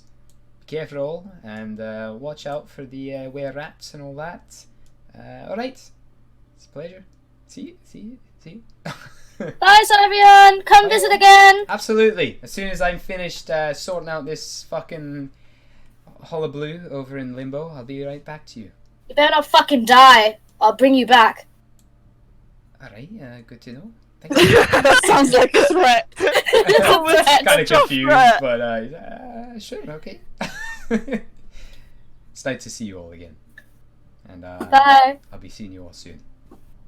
Love you. Stay safe. Love you all. You see also Levick's eyebrow kind of raises at that, like... Not like that. Don't be weird. I just got it. Protective dad. Dad, you gonna go now? I'm gonna go now. How will I reach you? Well, Ulster's got a stone. But what if I wanna secretly reach you? Here. He kind of claps his hands together and starts rubbing him. And these blue flames start to spiral around the palm of his hand.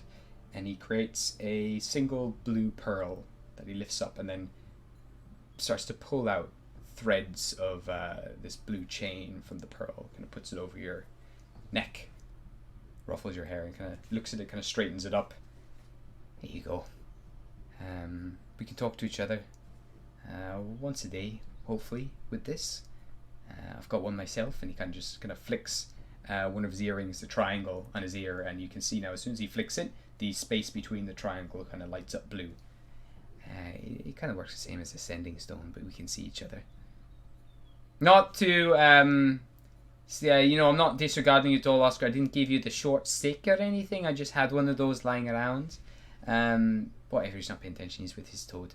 I'm your daughter. I deserve better, so... Oscar can deal with it. He's royalty. If he wants better, he can buy it. Wow! Gets drunk once, already throwing hands. Yeah. Now, with Sarah, you make sure to drink a lot of water, okay? Keep yourself hydrated. Drink lots of fruit and berries. The clear kind that doesn't really taste like anything is usually... Got it! Aye. Got it. Rael, keep note of that. If it burns your throat, it's not any good to you. Rael, you might want to take some of this advice too. Yeah, he's got a water goddess by his side. He can. He's just kind of glaring at both of them like, you think I've never had a fucking drink before? I can handle myself. He feels so attacked today.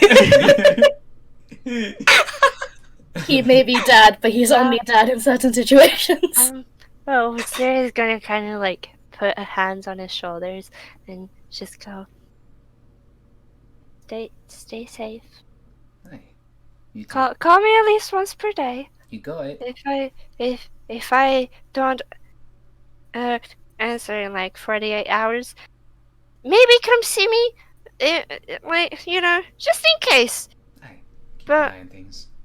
I'll call you. I don't know if this thing can leave voicemails, but I'll leave some.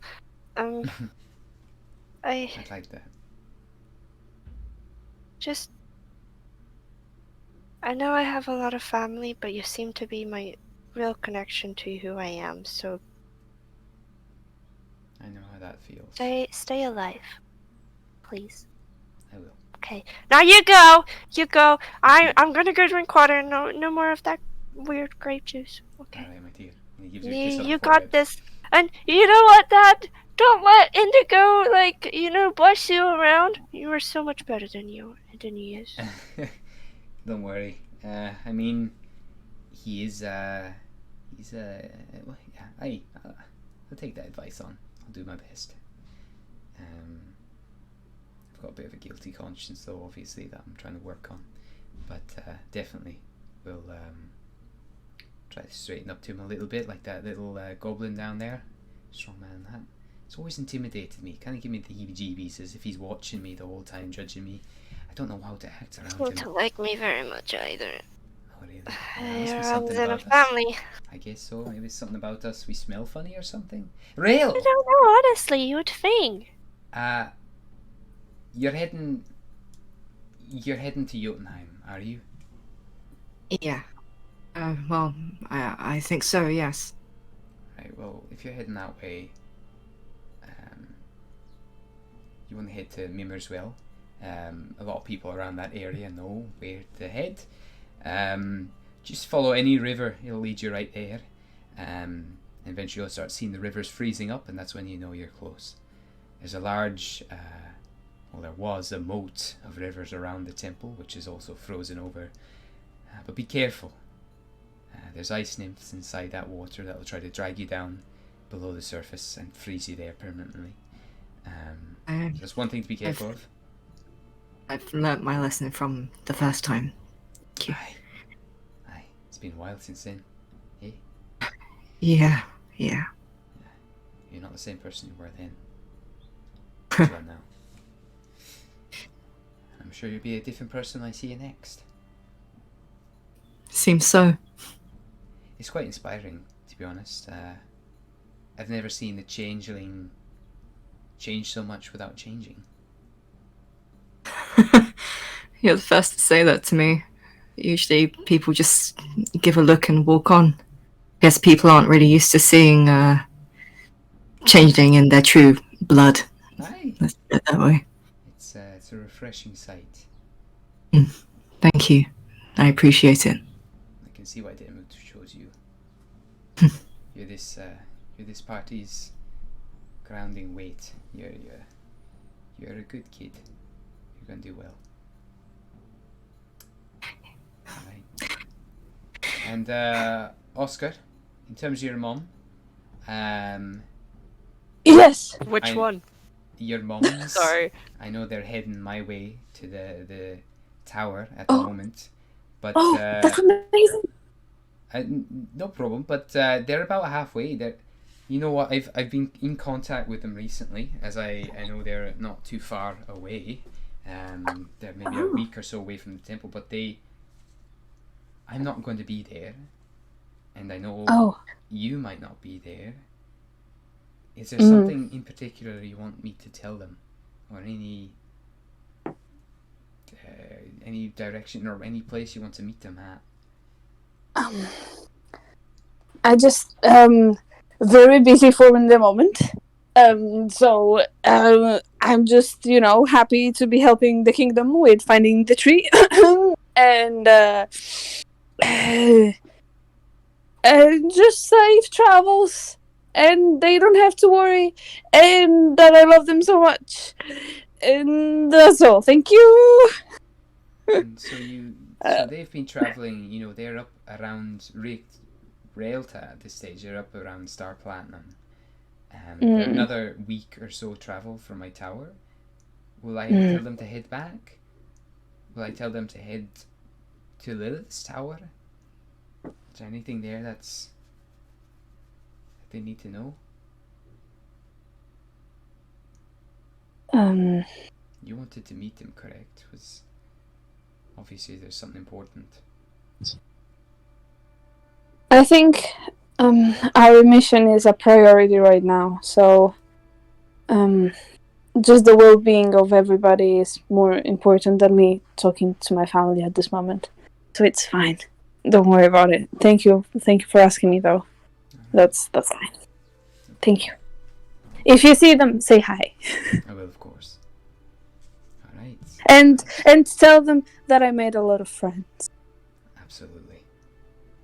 Thanks. It's a pleasure. My say, but maybe let them know that Lilith is not dead. What's that? Maybe it's not my place to say, but maybe let them know that Lilith's not dead. Oh, I mean, it is a home. I don't know if I want to get them involved in all of this. I'm pretty sure voices are going around very quickly, so they'll probably know about the fight and all. Hey, word's been spreading very quickly about what you've done around these parts, around the village. And I'll find my way to contact them. It's fine. right. A lot of people are keeping their eyes out for PB Rebellium. I'm sure. Oh man, I should practice my autographs. I'm sure you'll be met with open arms wherever you go, hopefully, in whatever town you show up in the Vale. Can't guarantee that's going to be the same in Jotunheim, but We'll have to prepare for that adventure, I think. Get a few more equipment. Orkale's the right place for you to be doing that. Yeah, we're lucky. Okay, Sure, we'll be please fine. Watch your pockets at night, and I guess this is goodbye for now.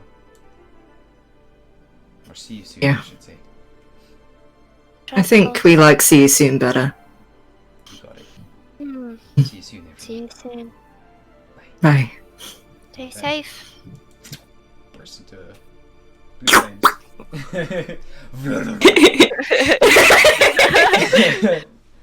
Alright.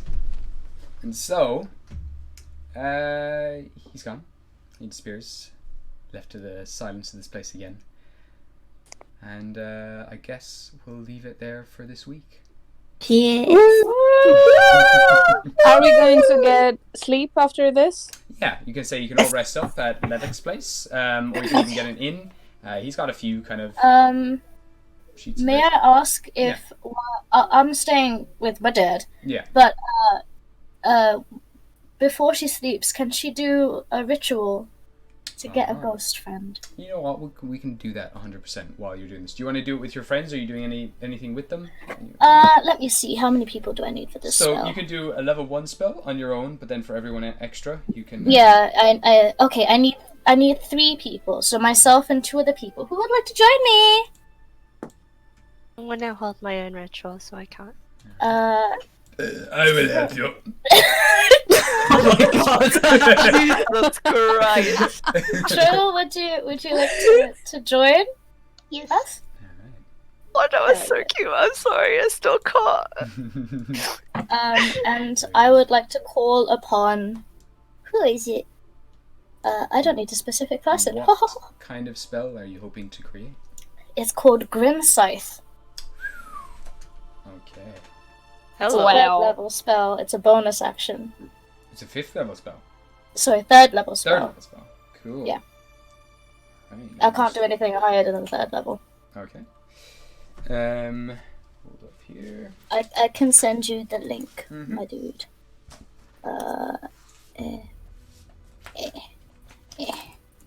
There you go. I mean, I was mainly asking if we have a rest so I can prepare my spells for next session Yes, and not yeah, to prepare them during the session. Yeah, that's fine. But this is your ability that we can. Yeah, this is something I do every rest. Alright. I get a buddy. So. Would you think that's okay? Yeah. As you Hell all yeah. sit around in a circle, all holding hands, trying to focus on this new magical ability to use this death side of sorts, you watch as these black flames erupt from the ground, and a hooded figure that you recognize as this black dragonborn. Kind of brings his hood down, and you recognize him as it was Balthazar, right? Yes. I was like, oh yeah, Balthazar, cape guy. He kind of just kneel down beside you, and they present this scythe of black flame to your hands. And as they do, as it touches your own hands, it absorbs into your fingertips and disappears. And he, with a puff of black flame, he also disappears. And so you now know that spell. And that is where we will leave it for this week, unless anyone else wants to do any. No, we're gonna put my foot down. Oh, I was just gonna say, if I could just grab water and just hold the ritual to make it holy, would that be okay? Yeah, you can make some holy water, and you can drink it for yourself as well. Yeah, maybe I'll drink some holy water too.